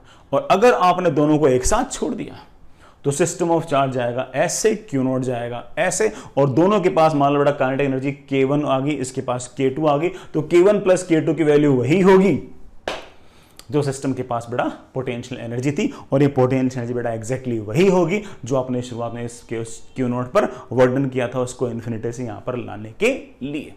इट मीन्स दैट आप जो वर्डन कर रहे हो वो वेस्ट नहीं हो रहा, वो काम आ रहा है, वो स्टोर हो रहा है, और वो स्टोर होकर कौन यूज कर पा रहा है? यू कुड से सर कोई भी यूज कर सकता है, वो डिपेंड करता है कि आप किसको रिलीज कर रहे हो, कोई भी यूज कर सकता है। इसलिए मैं कभी नहीं कहूंगा हो सकता बुक्स वगैरह में कुछ भी लिखा हो, मैं कभी नहीं कहूंगा कि it is potential energy of q not, मैं हमेशा कहूंगा कि it is potential energy of q not plus system of charge, या मैं ऐसे कहूंगा बेटा this energy is energy of the entire system और एंटायर इंटरेक्शन, मैं तो ऐसे बोलूंगा, और यही सही बात, यही बिल्कुल सही बात है। बाकी बेटा ठीक है, बुक्स वगैरह में कई बार बेटा उल्टा पुल्टा भी लिख देते हैं, लेकिन कहानी बेटा सारी यही है। आई होप बेटा आप इलेक्ट्रिक पोटेंशियल बेटा बात तो समझ गए होंगे। यहां से बेटा आपको जो कुछ समझ में आता हो इलेक्ट्रिक पोटेंशियल एनर्जी के बारे में, बेटा वो एक एक करके बेटा सारी बातें लिख लो, फिर बेटा अपन आगे देखते हैं। सबसे पहली बात बेटा इलेक्ट्रिक पोटेंशियल एनर्जी की सबसे पहली बात, इलेक्ट्रिक पोटेंशियल तो वर्क डन है, वर्क डन है तो ऑफ कोर्स बेटा कोई मुझसे पूछे कि यूनिट क्या होगी, हम बड़े इत्मीनान से कहेंगे कि यूनिट होगी जूल।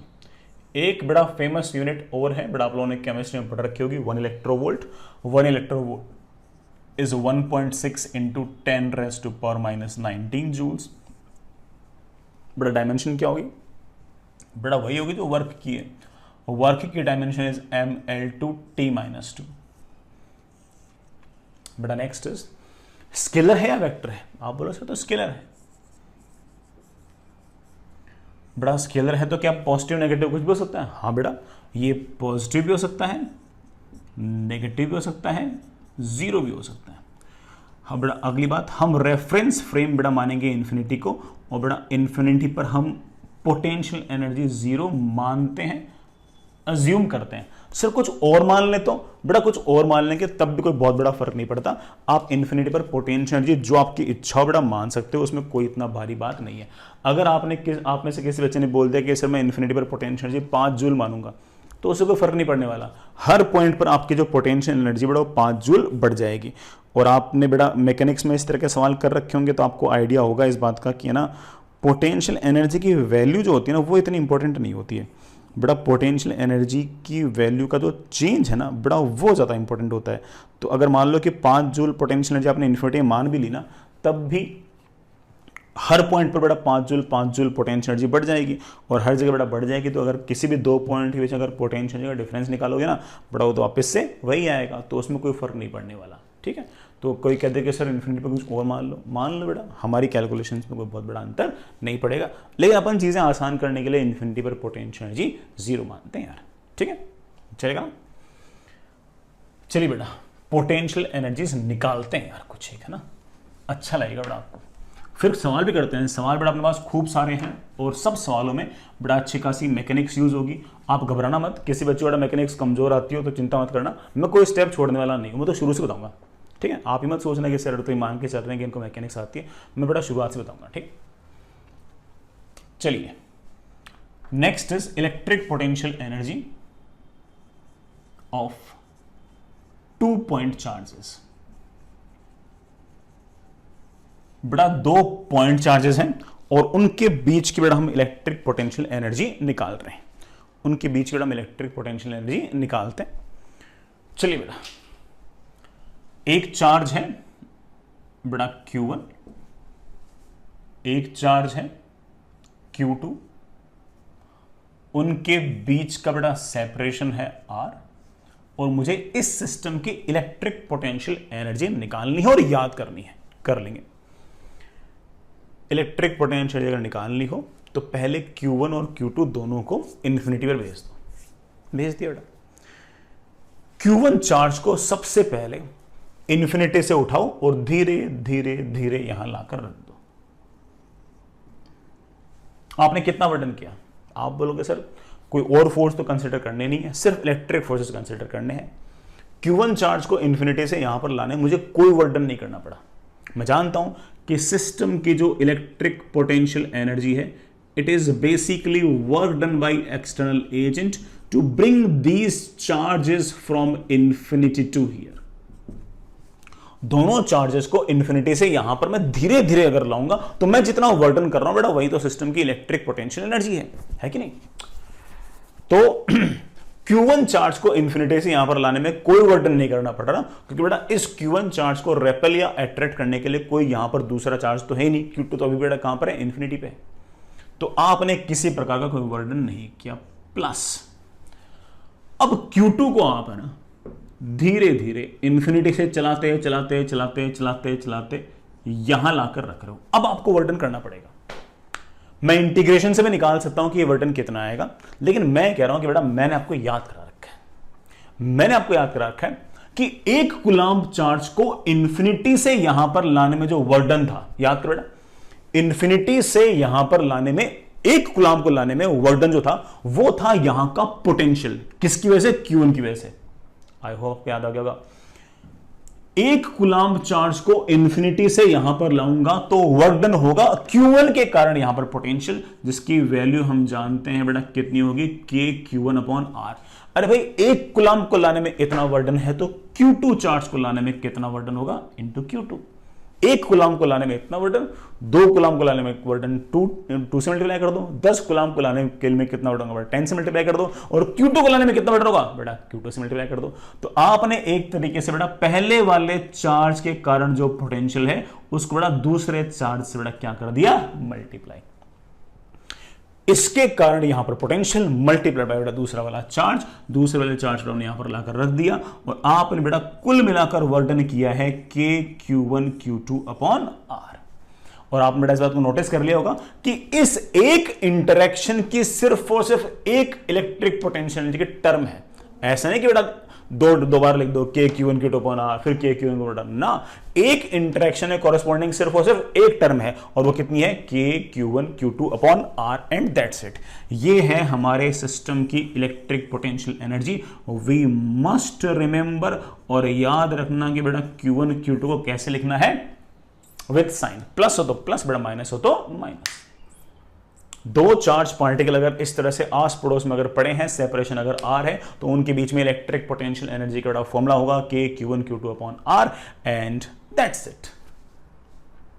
एक टर्म, बस एक टर्म, और एक ही क्यों बेटा पता लगी, Q1 को यहां पर लाने में कोई वर्डन नहीं करना पड़ा, और Q2 को इन्फिनिटी पर यहां पर लाने में वर्डन बेटा करना कितना पड़ा, K Q1 Q2 upon R। तो एक इंटरेक्शन की सिर्फ और सिर्फ एक पोटेंशियल एनर्जी की टर्म है, and you must must must remember it. बड़ा याद रहना चाहिए। हमारे सवाल बड़ा बड़े आराम से, बड़े इत्मीनान से हो जाएंगे, हमारा काफी सारा काम बड़ा इससे निपट जाएगा यार। अगर फॉर्मूला याद हो गया है ये वाला, तो बेटा मैं आपको कुछ सवाल कराता हूं। सारे सवाल बेटा मैकेनिक्स टाइप के हैं। इलेक्ट्रोस्टैटिक्स का तो सिर्फ एक ही कॉन्सेप्ट यूज होगा, वो कौन सा, कि इलेक्ट्रिक पोटेंशियल एनर्जी का फॉर्मूला है K Q1 Q2 upon R and that's it. इसके अलावा बेटा कोई और बात यूज ही नहीं होगी। करें सवाल, चलो इतनी जिद कर रहे हो तो कर लेते बेटा। बेटा सवाल खूब सारे हैं, आराम से करना। सबसे पहले बेटा मेरे पास ये एक प्लस Q चार्ज, ये बड़ा फिक्स है। इस प्लस Q चार्ज बेटा कोई हिंज वगैरह कर रखा है, कील ठोक रखी है। यहां से R डिस्टेंस दूर बेटा एक दूसरा चार्ज है प्लस Q, मास है M, और इस चार्ज पार्टिकल को मैंने रिलीज कर दिया। Fair enough. रिलीज करने का मतलब initial velocity 0। Find speed of plus Q when separation between charges becomes 2R। बेटा दोनों चार्जेस के बीच में जब सेपरेशन 2R हो जाएगा बेटा, तब बताना है कि इस Q चार्ज की स्पीड कितनी होगी। अभी सोचते हैं, और बिल्कुल शुरुआत से सोचते हैं अपन तो। चलो बेटा, ये Q चार्ज इस Q चार्ज पर फोर्स लगा रहा है बाहर की तरफ, ये वाला Q चार्ज इस Q चार्ज पर फोर्स लगा रहा है बाहर की तरफ, लेकिन इस पर फोर्स जैसे बेटा बाहर लगा, ये जैसे बेटा बाहर जाना चाहेगा, हिंज उतना ही फोर्स लगा देगा अंदर की तरफ। ऐसे ये भागेगा नहीं बेटा, क्योंकि हिंज लगा रखी। इस पर फोर्स से बाहर की तरफ लगातार इसकी स्पीड बढ़ेगी बढ़ेगी बढ़ेगी बढ़ेगी। मान लेते हैं कि बेटा ये थोड़ा सा और आगे चला जाएगा, और सेपरेशन बेटा बढ़कर कितना हो जाना चाहिए, 2R हो जाना चाहिए। और उस टाइम पर इस प्लस Q चार्ज M मास के पास मान लीजिए बेटा वेलोसिटी v है, और मुझे ये v निकालनी है। अभी निकाल लेंगे। सबसे पहले सोचते हैं कि क्या हम पूरे के पूरे सिस्टम पर मोमेंटम कंजर्वेशन कर सकते हैं क्या। आप बोलोगे सर इसने इस पर और इसने इस पर जो इलेक्ट्रोस्टैटिक फोर्स लगाया है वो तो इंटरनल फोर्स है। सर इंटरनल फोर्सेस मोमेंटम पर किसी प्रकार का कोई प्रभाव नहीं डालते, मानते हैं बेटा। लेकिन याद आया कि इसने इस पर जो इलेक्ट्रोस्टैटिक फोर्स लगाया बाहर की तरफ, उसको बैलेंस करने के लिए हिंज ने फोर्स लगा दिया इधर की तरफ। वो हिंज का फोर्स तो एक्सटर्नल है, और हिंज का फोर्स अगर आपका एक्सटर्नल फोर्स है, तो एक्सटर्नल फोर्स की प्रेजेंस में हम कभी भी मोमेंटम कंजर्व तो कर ही नहीं पाएंगे। आइडिया फ्लोप हो गया बेटा अपना, कोई बात नहीं। क्या हम टोटल मैकेनिकल एनर्जी कंजर्व कर सकते हैं क्या? बड़ा आपको याद हो तो अच्छी बात है, वरना मैं याद दिला रहा हूं। टोटल मैकेनिकल एनर्जी कंजर्व करने से पहले हम इस बात को थोड़ा सा चेक करते थे कि कहीं किसी फ्रिक्शन का, एयर रेजिस्टेंस का या किसी डिसिपेटिव फोर्स का वर्डन तो नहीं है। आप बोलो सर लग तो नहीं रहा आपकी लैंग्वेज को देख के कोई फ्रिक्शन कोई एयर रेजिस्टेंस वगैरह। सर नहीं है ऐसा कुछ। कहीं किसी एक्सटर्नल फोर्स का वर्डन तो नहीं है। सर इलेक्ट्रोस्टैटिक फोर्स का वर्डन है। इलेक्ट्रोस्टैटिक का चलेगा। इलेक्ट्रोस्टैटिक तो कंजर्वेटिव फोर्स है, जैसे ग्रेविटेशनल फोर्स था 11th क्लास में, स्प्रिंग फोर्स था, सरफेस टेंशन का फोर्स था, वो सारे फोर्स कंजर्वेटिव थे और उनकी प्रेजेंस में हम लोगों ने वहां पर भी तब भी टोटल मैकेनिकल एनर्जी कंजर्व की थी। तो आज भी तो बेटा हम टोटल मैकेनिकल एनर्जी कंजर्व कर ही सकते हैं बेटा, बढ़िया से कर सकते हैं। और सर इलेक्ट्रोस्टैटिक फोर्स की वजह से तो कर दोगे, लेकिन सर वो हिंज फोर्स की वजह से कैसे कर पाओगे? क्योंकि ये वाला क्यू चार्ज इस क्यू चार्ज पर इलेक्ट्रोस्टैटिक फोर्स लगाएगा बाहर की तरफ, तो उसको बैलेंस करने के लिए इस चार्ज पर हिंज फोर्स आएगा सर इस तरफ। तो सर ये हिंज फोर्स तो एक्सटर्नल फोर्स है। सर एक्सटर्नल फोर्स की प्रेजेंस में टोटल मैकेनिकल एनर्जी कंजर्व कर सकते हैं क्या? सोचना पड़ेगा। याद करो बेटा, टोटल मैकेनिकल एनर्जी कंजर्व करने के लिए क्या कंडीशन थी? पहली कंडीशन मैं बोल चुका हूं कि एयर रेजिस्टेंस का, फ्रिक्शन का वर्क डन नहीं आना चाहिए, नहीं है। और एक्सटर्नल एजेंट का भी कोई वर्क डन नहीं आना चाहिए। एक्सटर्नल एजेंट हो सकता है, एक्सटर्नल फोर्स हो सकता है, उसका वर्क डन नहीं आना चाहिए। क्या इस हिंज फोर्स ने कोई वर्क डन किया है क्या? चेक करो बेटा, चेक करो। आप बोलोगे सर हिंज ने फोर्स तो लगाया है, लेकिन जिस पॉइंट पर फोर्स लगाया है उस पॉइंट का किसी प्रकार से कोई डिस्प्लेसमेंट नहीं है। और अगर उसको कोई डिस्प्लेसमेंट नहीं है तो मैं बड़े आराम से कह सकता हूं कि work done bye hinge force is 0, and if work done by hinge force is 0, it means that total mechanical energy is applicable। बड़े आराम से लगा सकते हैं सर, कोई दिक्कत नहीं। चलो बेटा लगाते हैं। आपको नहीं भी आता है बेटा कोई दिक्कत नहीं, मैं तो पूरा ही बता रहा हूं। Initial kinetic plus initial potential is equals to final kinetic plus final potential. Initial kinetic ये तो बांध रखा है, इसको रिलीज किया है। इनिशियल पोटेंशियल एनर्जी कौन सी? दोनों चार्ज पार्टिकल्स हैं, कौन सी पोटेंशियल एनर्जी होगी? Electric potential energy. Electric potential energy मेरे बच्चे कितनी है? मेरे बच्चे बोले sir k Q upon r should be equal to final kinetic energy. ये तो बेटा अब भी रेस्ट पे है। अरे इसके पास है काइनेटिक एनर्जी कितनी है बेटा? Half mv² plus potential energy. बेटा कितनी पोटेंशियल, कोई फॉर्मूला याद कर रखा है तुम? हाँ सर इलेक्ट्रोस्टैटिक पोटेंशियल याद कर रखी है, के क्यू अपॉन सेपरेशन। बेटा सेपरेशन कितना है तेरे पास? 2r। छोटा सा बेटा सॉल्यूशन है बेटा, देखना कितना आएगा। के क्यू अपॉन आर माइनस के क्यू अपॉन 2r बेटा, दैट कम्स आउट बी के Q upon 2r and that must be equals बेटा कितना? Half mv²। हाफ से बेटा ये 2 कैंसिल हो गया बेटा, v की वैल्यू बेटा आ गई मेरे पास रूट ऑफ के क्यू अपॉन mr। ये बेटा तेरी स्पीड आ गई है। बढ़िया आंसर है, बढ़िया बेटा, समझ गए? इसी में मैं दूसरा सवाल पूछ रहा हूं बेटा, मैं तो है ना इसमें चेंज कर दूंगा, तुम पूरा लिखना। Find speed of plus Q when separation between the charges becomes very large. बेटा वेरी लार्ज मतलब तुम समझ होंगे कि ये वाला जो प्लस क्यू है ये चलते चलते चलते चलते बेटा इन्फिनिटी पर पहुंच गया है। ये पूछा बेटा। तुम कहोगे सर सारी कहानी सेम रिपीट करने की जरूरत नहीं है, मैं फिर भी बोल देता हूं बेटा, मोमेंटम कंजर्व नहीं होगा, टोटल मैकेनिकल कंजर्व होगा, भले ही आपका एक्सटर्नल एजेंट का फोर्स हो उसके बावजूद होगा। And initial kinetic 0 initial potential के Q upon R, final kinetic इसके पास 0 उसके पास हाफ mv²।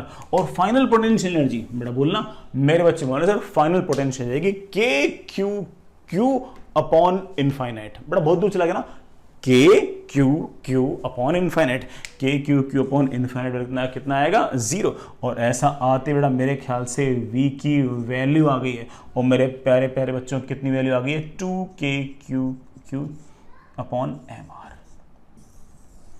बेटा वेलोसिटी आ गई है 2k क्यू अपॉन mr। बेटा ये है ना? हाँ 2k क्यू अपॉन mr। बड़ा आंसर। आई रियली होप बेटा आप लोग समझ गए होंगे बेटा अपन ने इसमें क्या किया है। ऐसा ही बड़ा काम और करते हैं भी तो मुझे ऐसा लगता है कि तुम अब हल्का फुल्का समझ गए हो कि कैसे इलेक्ट्रिक पोटेंशियल एनर्जी को यूज करना है, और बिल्कुल मैकेनिक्स वाले सवालों जैसे ही सारे के सारे सवाल बड़ा बन सकते हैं। यहां पर हम बड़े आराम से इसमें अच्छा खासा मामला मचा सकते हैं यार, है ना। तो चलिए बेटा, आपके लिए एक सवाल है, बढ़िया सवाल है बेटा, ऐसे और भी आएंगे बट ठीक है बेटा, करते हैं बेटा। दे सवाल आपके पास। बेटा सवाल ऐसा है कि ये एक प्लस क्यू चार्ज है, मैंने बेटा इसको हिंज कर रखा है, बेटा मैंने इसको फिक्स कर रखा है। आप समझ बेटा, हिंज कर दिया, कील से ठोक दिया, और बहुत दूर से बेटा, काफी दूर से, काफी दूर से एक दूसरा चार्ज है बेटा प्लस क्यू मास एम, उसको बेटा मैंने उसकी तरफ फेंक रखा है यू वेलोसिटी से, काफी दूर से फेंका है। शुरुआत में बेटा ये वेरी फार है, और निशाना बेटा उसी की तरफ है, निशाना बेटा इसी की तरफ है। कोई और ग्रेविटेशनल फोर्सेस वगैरह कंसीडर नहीं करने। बेटा सवाल बहुत ही क्लियर सा है, find minimum separation between charges. बेटा दोनों चार्जेस के बीच में सेपरेशन सबसे कम कितना होगा? सोचते हैं, शुरुआत से सोचते हैं। बेटा शुरुआत में तो बहुत दूर है ये, बेटा बहुत दूर है तो इलेक्ट्रोस्टैटिक फोर्स तो बहुत कम है, ठीक है। ये बेटा यू वेलोसिटी से आया, जैसे हल्का सा नजदीक आया बेटा, वैसे इस पर रिपल्शन लगेगा ऐसे, इस पर रिपल्शन लगेगा ऐसे, इसकी स्पीड लगातार घटेगी ही घटेगी। इस पर बेटा फोर्स तो लग रहा है, लेकिन बेटा इस पर फोर्स भले ही लग रहा हो इलेक्ट्रोस्टैटिक, लेकिन बेटा उस इलेक्ट्रोस्टैटिक फोर्स को बैलेंस करने के लिए आप जानते हो कि आपने कील से ठोक रखा है, तो हिंज का फोर्स आ गया इधर की तरफ। और बेटा ये जो एम मास का चार्ज पार्टिकल बेटा लगातार इसकी स्पीड घटेगी घटेगी घटेगी। कौन घटा रहा है? इसने इस पर जो इलेक्ट्रोस्टैटिक फोर्स लगाया बेटा वो घटाएगा घटाएगा घटाएगा घटाएगा। कभी ना कभी बेटा ये चलते चलते चलते प्लस क्यू चार्ज एम मास यहां कहीं आ जाएगा, जब दोनों चार्जेस के बीच में सेपरेशन बेटा घटते घटते आर मिनिमम हो जाएगा, और इसकी फाइनल बेटा वेलोसिटी क्या हो जाएगी? 0। इसका ये अर्थ बिल्कुल नहीं कि बेटा यहां पर ये रुक जाएगा, वेलोसिटी 0 हुई है, फोर्स अब भी लग रहा है बेटा, पार्टिकल पलटकर वापस भी जाएगा, लेकिन जिस टाइम पर सेपरेशन सबसे कम होगा उस टाइम पर इसकी वेलोसिटी 0 होगी, ठीक है ना। सर मोमेंटम कंजर्व कर दूं क्या? अरे बेटा नहीं, एक्सटर्नल फोर्स है, हिंज फोर्स है, वो नहीं कर सकते बेटा। टोटल मैकेनिकल एनर्जी कंजर्व कर दें? आप बोलोगे हाँ सर बिल्कुल कर दो बेटा, हिंज फोर्स परेशान तो नहीं करेगा? आप बोलोगे ना सर, हिंज फोर्स भले ही लग रहा हो लेकिन उसका वर्डन नहीं है, क्योंकि जिस पॉइंट पर ये हिंज फोर्स लग रहा है उस पॉइंट का कोई डिस्प्लेसमेंट नहीं है। और आप कह सकते हो कि बड़े आराम से हम कह सकते हैं कि initial kinetic plus initial potential is equals to final kinetic plus final potential. बेटा इनिशियल काइनेटिक वहां पर उसके पास है बेटा, कितनी है? हाफ एम यू स्क्वायर, इसके पास तो कुछ है नहीं। इनिशियल पोटेंशियल के क्यू क्यू अपॉन सेपरेशन, यार सेपरेशन तो बेटा वेरी फार है, इन्फाइनाइट मान लेंगे, तो बेटा के क्यू क्यू अपॉन इन्फाइनाइट बेटा 0 आ गया। जब इस केस में देखूंगा तो बेटा काइनेटिक एनर्जी इसके पास भी 0 आ गई, इसके तो मैं लिख ही नहीं रहे, पहले भी रेस्ट पे था बाद में भी रेस्ट पे। पोटेंशियल एनर्जी बेटा बोलना, पोटेंशियल कितनी होगी मेरे बच्चे बोलना? सर पोटेंशियल एनर्जी आएगी k q q upon distance. कितनी डिस्टेंस है मेरे प्यारे बच्चों? तो आप बोलोगे सर डिस्टेंस है आर मिनिमम, और आर मिनिमम की वैल्यू बड़े इत्मीनान से अपन लोग निकाल दिए बेटा। कितने निकाल दिए बेटा? 2k q q upon m u square, ठीक है ना, 2k q q upon m u square. बेटा ये हमारा आंसर आ गया, बेटा ये हमारा आंसर। चलिए बेटा बढ़िया सवाल है, एक और करते हैं बेटा। अभी तो एक सवाल और निपटाते हैं, एक सवाल बेटा और निपटाते हैं, है ना। इसमें बड़ा कहानी ऐसी है कि आपके पास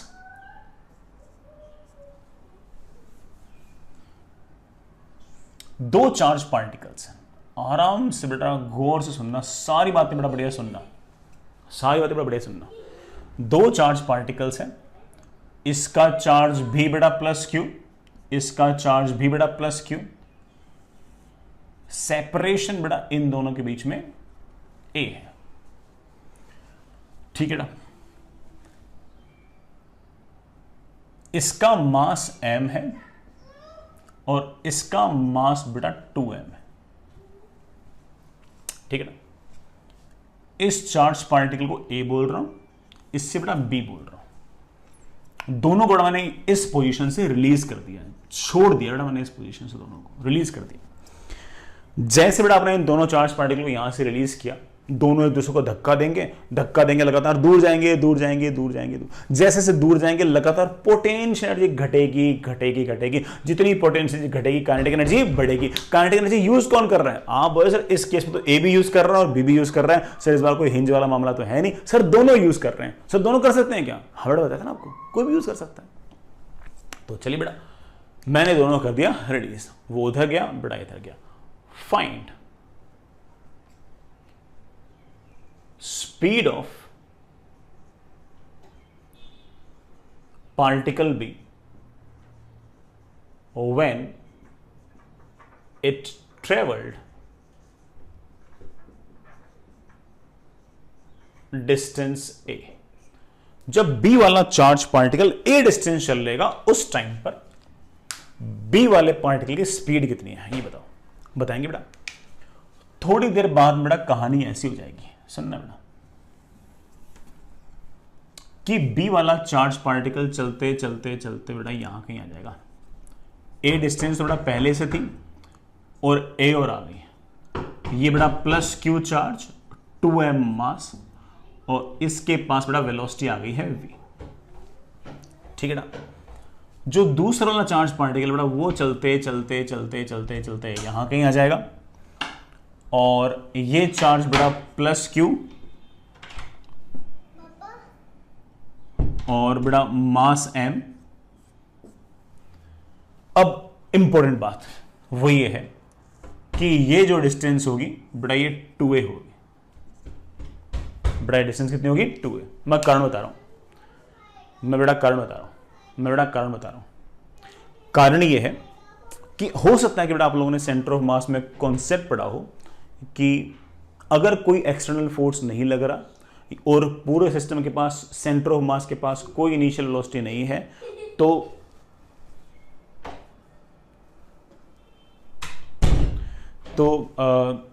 सेंटर ऑफ मास बेटा जहां था वहीं रहेगा और सेंटर ऑफ मास बेटा जहां था वहीं रहेगा। उस केस में अगर दो पार्टिकल होते हैं तो उस केस में आपने हो सकता है कि बेटा एक फॉर्मूला याद किया हो कि m1x1 is equals to m2x2। x1 है इसका डिस्प्लेसमेंट, x2 है इसका डिस्प्लेसमेंट। हम बड़े आराम से कह सकते हैं कि 2m into a should be equal to m into उसका डिस्प्लेसमेंट लेट से x। बड़ा m से m कैंसिल हो गया, बड़ा x की वैल्यू कितनी आ गई है? 2a। Fair enough. इस बात को मैं एक तरीके से और समझा सकता हूं। कैसे? कि देखो बेटा सुनना कि अच्छा एक बात और, मैं कहूं बेटा क्या इस बार आप मोमेंटम कंजर्व कर सकते हो क्या? आप बोलोगे हाँ सर बिल्कुल कंजर्व कर सकता हूं। इस बार सर कोई हिंज फोर्स तो है नहीं सर, मोमेंटम तो कंजर्व हो जाएगा। बेटा इनिशियल मोमेंटम क्या है? आप बोलो सर ये भी रेस्ट पे है, ये भी रेस्ट पे है। इनिशियल मोमेंटम तो सर जीरो है। बेटा इनिशियल मोमेंटम जीरो तो फाइनल मोमेंटम भी क्या होना चाहिए? जीरो। फाइनल मोमेंटम जीरो होने के लिए जितना मोमेंटम लेफ्ट में उतना ही मोमेंटम राइट में। मोमेंटम एक वेक्टर क्वांटिटी है तो जीरो होने के लिए जितना लेफ्ट बेटा उतना ही राइट। बेटा इसके पास मैंने बेटा वेलोसिटी मान ली इस तरफ v, तो इसके पास बेटा मैं वेलोसिटी मान लेता हूं इस तरफ v dash. Final momentum zero करने के लिए लेफ्ट का मोमेंटम बराबर राइट का मोमेंटम बेटा मैंने लिख दिया है m इंटू वी। सो बेटा उसका मास है 2m, तो 2m into v should be equal to m into v dash. बेटा वी डैश को हम बड़े आराम से लिख सकते हैं कि बेटा वी डैश की वैल्यू कितनी आएगी? 2v। तो मोमेंटम कंजर्वेशन करके और बेटा सेंटर ऑफ मास फिक्स रहेगा, इस बात को बेटा यूज करके हमने ये कह दिया कि अगर बी वाले पार्टिकल का डिस्प्लेसमेंट अगर a हुआ है तो बेटा a वाले पार्टिकल का डिस्प्लेसमेंट 2a हुआ है। अगर इसके पास बेटा वेलोसिटी v है तो उसके पास वेलोसिटी 2v है। इक्वेशन से तो मुझे ऐसा लगता है कि आपको बड़ा समझ में आ गया होगा। मैं इस बात को हल्का फुल्का एक तरीके से और फील करा सकता हूं। हालांकि मुझे लगता है बेटा इतना तुमने लेंथ से पढ़ रखा है, बट फिर भी मैं एक तरीके से और फील करा सकता हूं। दोनों चार्ज पार्टिकल पर इलेक्ट्रोस्टैटिक फोर्स तो बराबर लग रहा है और कोई फोर्स है नहीं, hinge force Vij force. Force भले ही बराबर हो, दोनों के एक्सेलरेशन बराबर नहीं है। अगर इसका एक्सेलरेशन a है तो इसका एक्सेलरेशन 2a होगा किसी भी इंस्टेंट पर, क्योंकि इसके मुकाबले इसका मास आधा है। बड़ा मास आधा है, इनर्शिया आधा है, तो पक्की बात है कि फोर्स तो उतना ही है, तो पक्की बात है कि एक्सेलरेशन तो दुगना आएगा। मैं ये नहीं कह रहा हूं कि एक्सेलरेशन कांस्टेंट है, दूर जाएंगे तो इलेक्ट्रोस्टैटिक फोर्स लगातार घटेगा, इलेक्ट्रोस्टैटिक फोर्स लगातार घटेगा तो एक्सेलरेशन भी घटेगा, लेकिन किसी भी इंस्टेंट पर जितना एक्सेलरेशन बी वाले चार्ज पार्टिकल के पास होगा उससे दुगना एक्सेलरेशन ए वाले पार्टिकल के पास होगा। ए वाले पार्टिकल के पास अगर एक्सेलरेशन हर इंस्टेंट पर अगर दुगना है तो वेलोसिटी भी हर इंस्टेंट पर दुगनी होगी, तो इसकी v तो बड़ा उसकी 2v, और अगर इसका डिस्प्लेसमेंट अगर x तो इसका 2x, इसका a तो बड़ा इसका 2a। आप ऐसे भी इस बात को बोल सकते हो, फील कर सकते हो, बट बाकी तो ठीक है, मुझे लगता है बात आपको समझ में आएगी है। अब बेटा हमने मोमेंटम कंजर्वेशन यूज कर लिया। मोमेंटम कंजर्वेशन यूज करना बड़ा बहुत ही सही मामला रहा, इसलिए क्योंकि बेटा ना पिछले वाले सवालों में मोमेंटम कंजर्वेशन हम नहीं लगा पा रहे थे, बेटा हिंज थी, इस बार बेटा हिंज भी नहीं थी, तो मोमेंटम कंजर्वेशन अपन लोगों ने लगा दी। अब अगला काम, टोटल मैकेनिकल एनर्जी कंजर्वेशन। क्या बेटा हम पूरे सिस्टम में टीएमई से लगा सकते हैं? आप बोलोगे हाँ सर बिल्कुल लगा सकते हैं, कोई इश्यू नहीं है। टोटल मैकेनिकल एनर्जी कंजर्वेशन, कोई ना तो कोई एयर रेजिस्टेंस, ना कोई काइनेटिक फ्रिक्शन, सर ना कोई एक्सटर्नल एजेंट का वर्डन, इलेक्ट्रिक फील्ड का वर्डन है, इलेक्ट्रोस्टैटिक फोर्स का वर्डन, और वो तो कंजर्वेटिव है, उसके कारण तो हम पोटेंशियल डिफाइन कर चुके हैं, वो तो हमें मना ही नहीं कर रहा ये टोटल मैकेनिकल एनर्जी कंजर्वेशन लगाने में। और बेटा हम बड़े आराम से टोटल मैकेनिकल एनर्जी कंजर्व कर सकते हैं। कीजिए बेटा total mechanical energy, initial kinetic plus initial potential is equals to final kinetic plus final potential. Initial kinetic ये भी रेस्ट पे, ये भी रेस्ट पे, 0 प्लस 0। पोटेंशियल एनर्जी बेटा कितनी आएगी? इलेक्ट्रोस्टैटिक पोटेंशियल आएगी k q q upon separation. बेटा कितना separation? That is equals to final kinetic energy. बेटा फाइनल काइनेटिक एनर्जी इसके पास कितनी आएगी बेटा? Half into 2m into v square. इसके पास बेटा कितनी आएगी? Half into m into 2v square plus potential energy बेटा कितनी आएगी? K q q upon separation. बेटा what's the separation now? a to a। I think बेटा separation is 4a। I hope बेटा समझ गए होंगे। के क्यू स्क्वायर बेटा सॉल्व करना, इधर आया बेटा मेरे पास आ गया 3k² स्क्वायर अपॉन 4a। उधर बेटा कितना आ गया? ये तो बेटा कैंसिल हो गया, 1 तो बेटा गया, 1 and 2 बेटा कितना आ गया? 3mv square. बेटा v की वैल्यू बेटा कितनी आ गई? बेटा v की वैल्यू आ गई है रूट ऑफ कितनी बेटा? kq स्क्वायर अपॉन 4 है। बेटा एक बार कैलकुलेशन चेक कर लेना, बेटा कितनी आ गई? kq स्क्वायर अपॉन बेटा कितनी? 4m है। और ये बेटा वेलोसिटी आ गई है इस चार्ज पार्टिकल की, बेटा that is root of kq square upon 4m।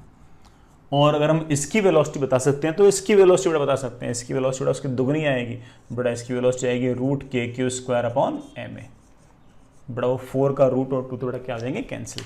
तो हम उसकी वेलोसिटी भी निकाल सकते हैं, इसकी भी निकाल सकते हैं। बेटा सवाल के अंदर सिर्फ यही पूछ रखी है, बेटा इसकी वेलोसिटी तो आ जाएगी। Fair enough. चलिए बेटा आगे चलते हैं, इसी बात को बेटा और आगे बढ़ाते हैं, एक सवाल और निपटाते हैं। अगेन बेटा आप जानते हो कि सवालों के अंदर सिर्फ और सिर्फ इलेक्ट्रोस्टैटिक्स का तो एक कॉन्सेप्ट है, और वो क्या है कि दो चार्ज पार्टिकल के बीच अगर सेपरेशन बेटा आर है तो उनके बीच इलेक्ट्रिक पोटेंशियल एनर्जी होगी और उसकी वैल्यू होगी बेटा के क्यू क्यू अपॉन आर। इसके अलावा बेटा और कोई बहुत भारी कॉन्सेप्ट इसमें नहीं है, हमारा काम बेटा बड़े आराम से चल जाएगा। तो सुनो बेटा एक सवाल और,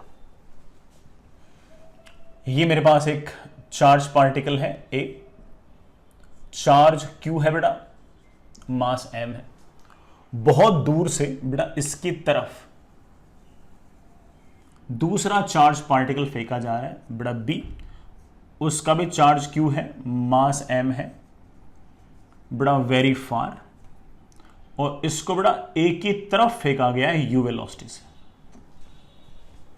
शुरुआत में सेपरेशन बहुत बड़ा है, इस बार बेटा आपका ए हिंज नहीं है, जब ए हिंज था तो सवाल को सॉल्व करना बहुत आसान था, अब बेटा हल्का सा मुश्किल हो जाएगा।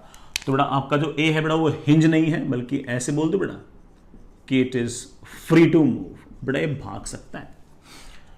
बेटा सवाल वही है, फाइंड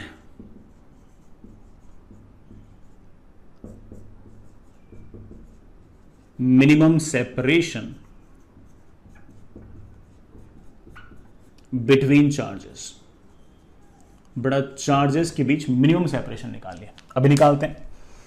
ये बी वाला चार्ज पार्टिकल बड़ा जैसे ही नजदीक आएगा बड़ा बी पर फोर्स लगेगा ऐसे और ए पर फोर्स लगेगा ऐसे।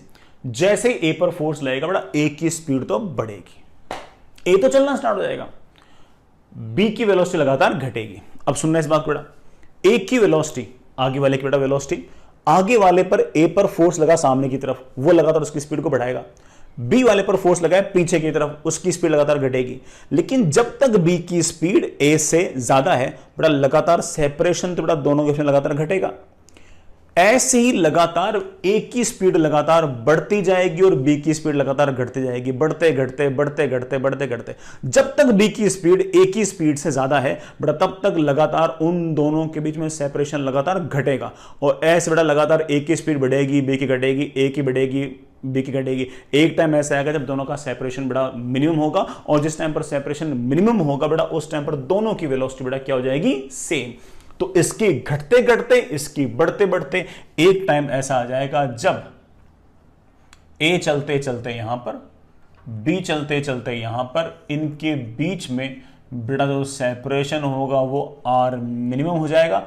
और इसके पास अगर वेलोसिटी वी तो बड़ा इसके पास भी बड़ा वेलोसिटी वी। सर इसके बाद सेपरेशन बढ़ना स्टार्ट हो गया? हाँ बेटा, पहले सेपरेशन घटा है, इसके बाद तो सेपरेशन बढ़ेगा। कैसे? क्योंकि अभी बड़ा ये इसको रेपेल कर रहा है, ये इसको रेपेल कर रहा है, तो अब इस v की वैल्यू बढ़ेगी और इसकी वैल्यू घटेगी। अब इसकी स्पीड कम हो जाएगी और इसकी स्पीड बढ़ जाएगी। जैसे बड़ा एक की स्पीड ज्यादा हो जाएगी अब ए लगातार दूर जाएगा, दूर जाएगा, दूर जाएगा। तो पहले नजदीक आए फिर दूर गए। जिस टाइम पर मिनिमम सेपरेशन था उस टाइम पर दोनों के पास बड़ा वेलोसिटी सेम आ गई। अब बेटा सुनिए, ना तो v पता ना r मिनिमम पता, दो अननोन है। दो अननोन को सोल्व करने के लिए कितनी इक्वेशन चाहिए? दो चाहिए। कौन से इक्वेशन? सबसे पहले आप बोलोगे सर पक्की बात है कि मैं मोमेंटम कंजर्व कर सकता हूं। क्यों कर सकते हो बेटा? आप बोलोगे सर कोई एक्सटर्नल फोर्स तो है नहीं, इलेक्ट्रोस्टैटिक फोर्स है, इलेक्ट्रोस्टैटिक फोर्स तो कंजर्वेटिव है, सॉरी इलेक्ट्रोस्टैटिक फोर्स तो इंटरनल फोर्स है। इंटरनल फोर्स की प्रेजेंस में हमें किसी तरह कोई दिक्कत है ही नहीं। मोमेंटम कंजर्वेशन, इसके पास शुरुआत में मोमेंटम है 0, इसके पास मोमेंटम है बेटा इस तरफ mu should be equal to, इसके पास बड़ा मोमेंटम है m इंटू वी, इसके पास भी बड़ा मोमेंटम है m इंटू वी। बड़ा v की वैल्यू बड़े प्यार से आ गई है u/2। This is my equation number 1। दूसरी इक्वेशन, क्या हम टोटल मैकेनिकल एनर्जी कंजर्व कर सकते हैं? आप बोलोगे हाँ सर, इलेक्ट्रोस्टैटिक फोर्स इकलौता फोर्स है इस पूरे केस में, और कोई तो फोर्स ही नहीं, और अगर फोर्स नहीं तो हम बड़े आराम से टोटल मैकेनिकल एनर्जी कंजर्व कर ही सकते हैं। बड़ा इनिशियल काइनेटिक एनर्जी इसके पास 0, उसके पास हाफ mu²। रही बात बड़ा इलेक्ट्रिक पोटेंशियल एनर्जी की, separation is very large, kq upon infinity, but that comes out to be 0। Final kinetic energy बड़ा इसके पास हाफ mv², इसके पास हाफ mv², तो 2 टाइम्स हाफ mv² प्लस बड़ा पोटेंशियल एनर्जी kq, दोनों का चार्ज बड़ा Q है ना, kq अपॉन r मिनिमम। बड़ा इस v को वापस से बड़ा u/2 रख दो, मेरे पास आ गया half mu² is equals to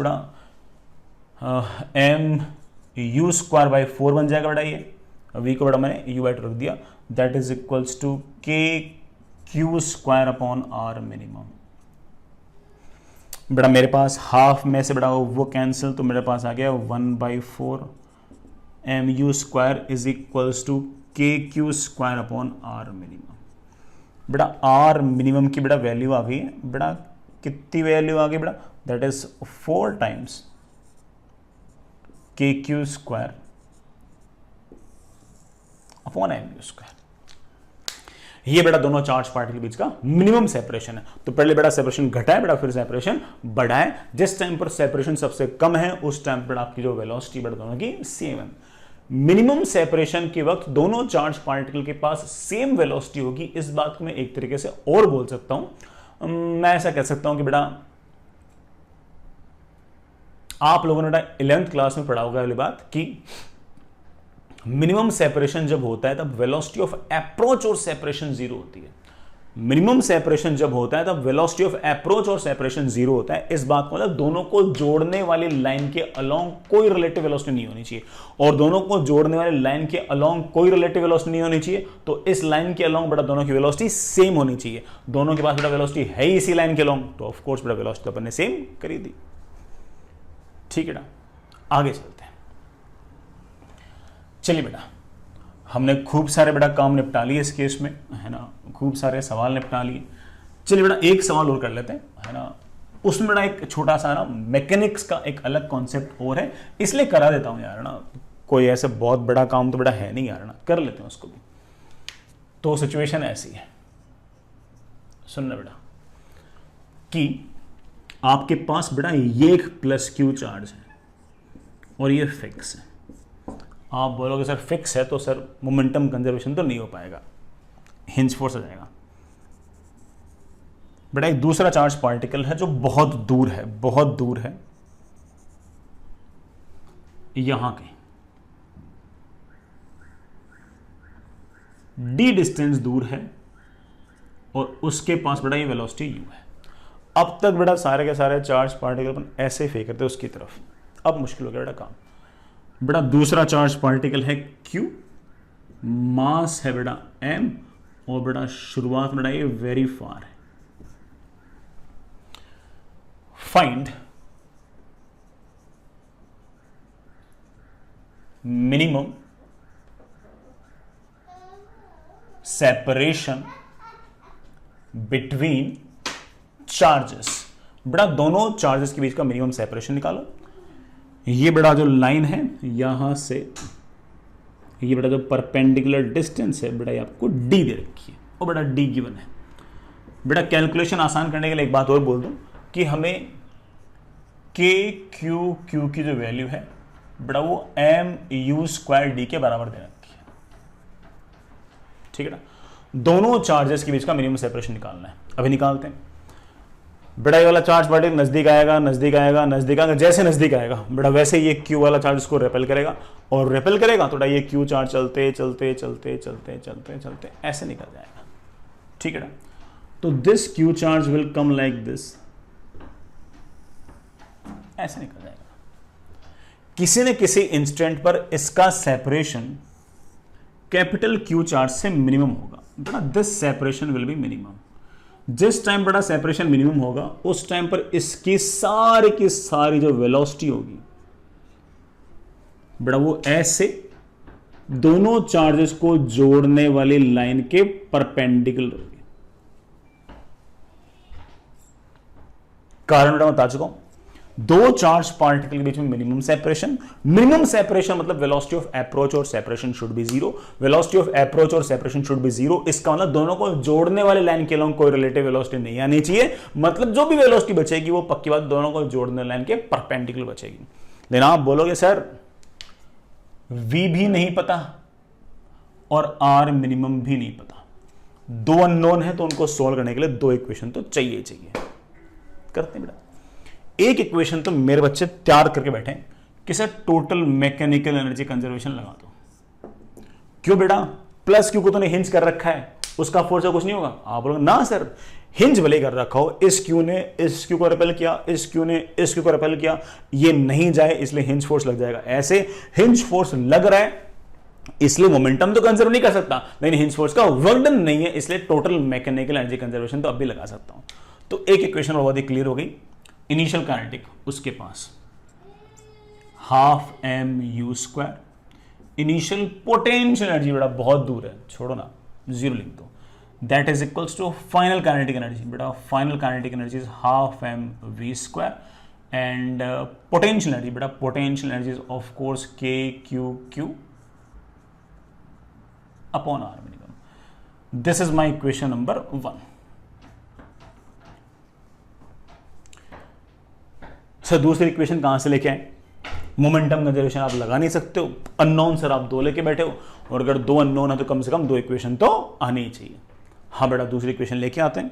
momentum conservation नहीं हो पाएगी। यहां पर एक छोटा सा अलग कॉन्सेप्ट है जो आपने 11th क्लास में पढ़ रखा होगा, सुनना बेटा। जब ये क्यू चार्ज यहां पर था तो ये वाला क्यू चार्ज इस पर फोर्स लगा रहा था ऐसे, भले छोटा सा फोर्स था लेकिन फोर्स लग रहा था ऐसे। जब ये वाला क्यू चार्ज चलते चलते बेटा यहां पर आ गया, तब ये वाला प्लस क्यू चार्ज इस पर फोर्स लगा रहा था ऐसे। जब ये वाला क्यू चार्ज चलते चलते ऐसे आ गया तो बड़ा फोर्स लग रहा था ऐसे। जब ये वाला क्यू चार्ज चलते चलते बड़ा यहां पहुंचा तो फोर्स लग रहा था ऐसे। कुछ नोटिस किया कि जो भी फोर्स है ये हमेशा यहां से पास हो रहा है। इस चार्ज पार्टिकल पर लगने वाला जो फोर्स है वो पक्की बात है कि फोर्स बेटा यहां से पास हो रहा है। और अगर फोर्स यहां से पास हो रहा है तो मैं ऐसे कह सकता हूं कि इसके अबाउट, इस पर लगने वाला कैपिटल क्यू के अबाउट स्मॉल क्यू पर लगने वाला जो टॉर्क आएगा वो जीरो आएगा। भाई टॉर्क हमेशा बड़ा क्या होता है, फोर्स मल्टीप्लाइड बाई बड़ा फोर्स की जो परपेंडिकुलर डिस्टेंस है वो लिखो। लेकिन फोर्स अगर यहीं से पास हो रहा तो उसका टॉर्क बड़ा क्या आएगा, जीरो। जिस तरह से फोर्स के जीरो होने पर हम मोमेंटम कंजर्व कर पाते हैं बड़ा, वैसे टॉर्क के जीरो होने पर हम एंगुलर मोमेंटम कंजर्वेशन थ्योरम लगा सकते हैं। क्या लगा सकते हैं बेटा, एंगुलर मोमेंटम कंजर्वेशन थ्योरम लगा सकते हैं। लगाओ, नहीं आती मैं सिखा देता हूं। Initial angular momentum is equals to final momentum. Initial angular momentum बड़ा बहुत आसान है, मास इनटू बड़ा वेलोसिटी। इस वेलोसिटी वाली बड़ा लाइन को आगे खींच दो, पूरा का पूरा पूरा का पूरा पूरा का पूरा, और यहां से परपेंडिकुलर डिस्टेंस लिख दो। आप बोलोगे ये वाली परपेंडिकुलर डिस्टेंस और ये वाली परपेंडिकुलर डिस्टेंस थोड़ा क्या आएगी, सेम। तो इनिशियल एंगुलर मोमेंटम आएगा MUD। फाइनल कितना आएगा, mass into velocity into perpendicular distance. अरे ये तो r मिनिमम तो परपेंडिकुलर डिस्टेंस ही है, तो आप कह सकते हो कि m into v into r minimum. This is my equation number 2। m से m कैंसिल हो गया, v को बढ़ा दो r आ जाएगा, r को बढ़ा दो v आ जाएगा। क्या चाहिए अपन को तो बड़ा r चाहिए, तो v को बढ़ा दो। बड़ा v को मैं बड़े आराम से लिख सकता हूं बेटा क्या, UD अपॉन r मिनिमम। उठाओ और ऊपर वाले इक्वेशन में रख दो। चलिए बेटा, मुझे थोड़ी जगह चाहिए इसको सॉल्व करने के लिए, बेटा मैं थोड़ा सा साइड में लिख लेता हूं।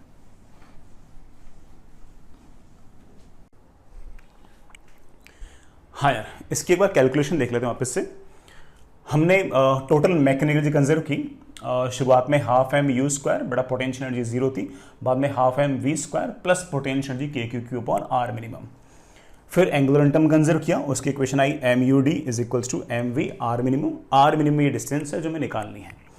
M से M बड़ा अपना कैंसिल हो गया। अब V और R मिनिमम दो अननोन है, उनको सोल्व करने के लिए दो इक्वेशन है। एक इक्वेशन ये रही और एक इक्वेशन ये रही। तो V को बढ़ा देंगे तो R आ जाएगा, R को बढ़ा देंगे तो V आ जाएगा। हमें तो R चाहिए, तो V को हम बड़े आराम से लिख सकते हैं कि UD अपॉन R मिनिमम। इस V को उठाया और यहां रखा, यहां रखते बड़ा 2 से 2 कैंसिल, बड़ा यहां 2 आ जाएगा। हमारे पास आ गया MU square is equals to MU square D square upon R minimum का square plus 2 times KQ upon R minimum. बड़ा वो R मिनिमम के स्क्वायर को ऊपर लेके गया, तुम्हारे पास ये R मिनिमम के अंदर एक क्वाड्रेटिक बन गई। हमें सवाल के अंदर ऐसा बोल रखा था कि जो KQ है इसको हम MU स्क्वायर D लिख सकते हैं। बड़ा इस सवाल के अंदर गिवन था, ये MU स्क्वायर हर जगह से कैंसिल, बड़ा एक क्वाड्रेटिक थी और इसका आंसर बड़ा हमारे पास आ गया D times 1 plus root 2, that is D times 1 plus root 2। ये बड़ा अपना आंसर आ गया। ठीक है, आसान सा ही आंसर है, आगे चलते हैं।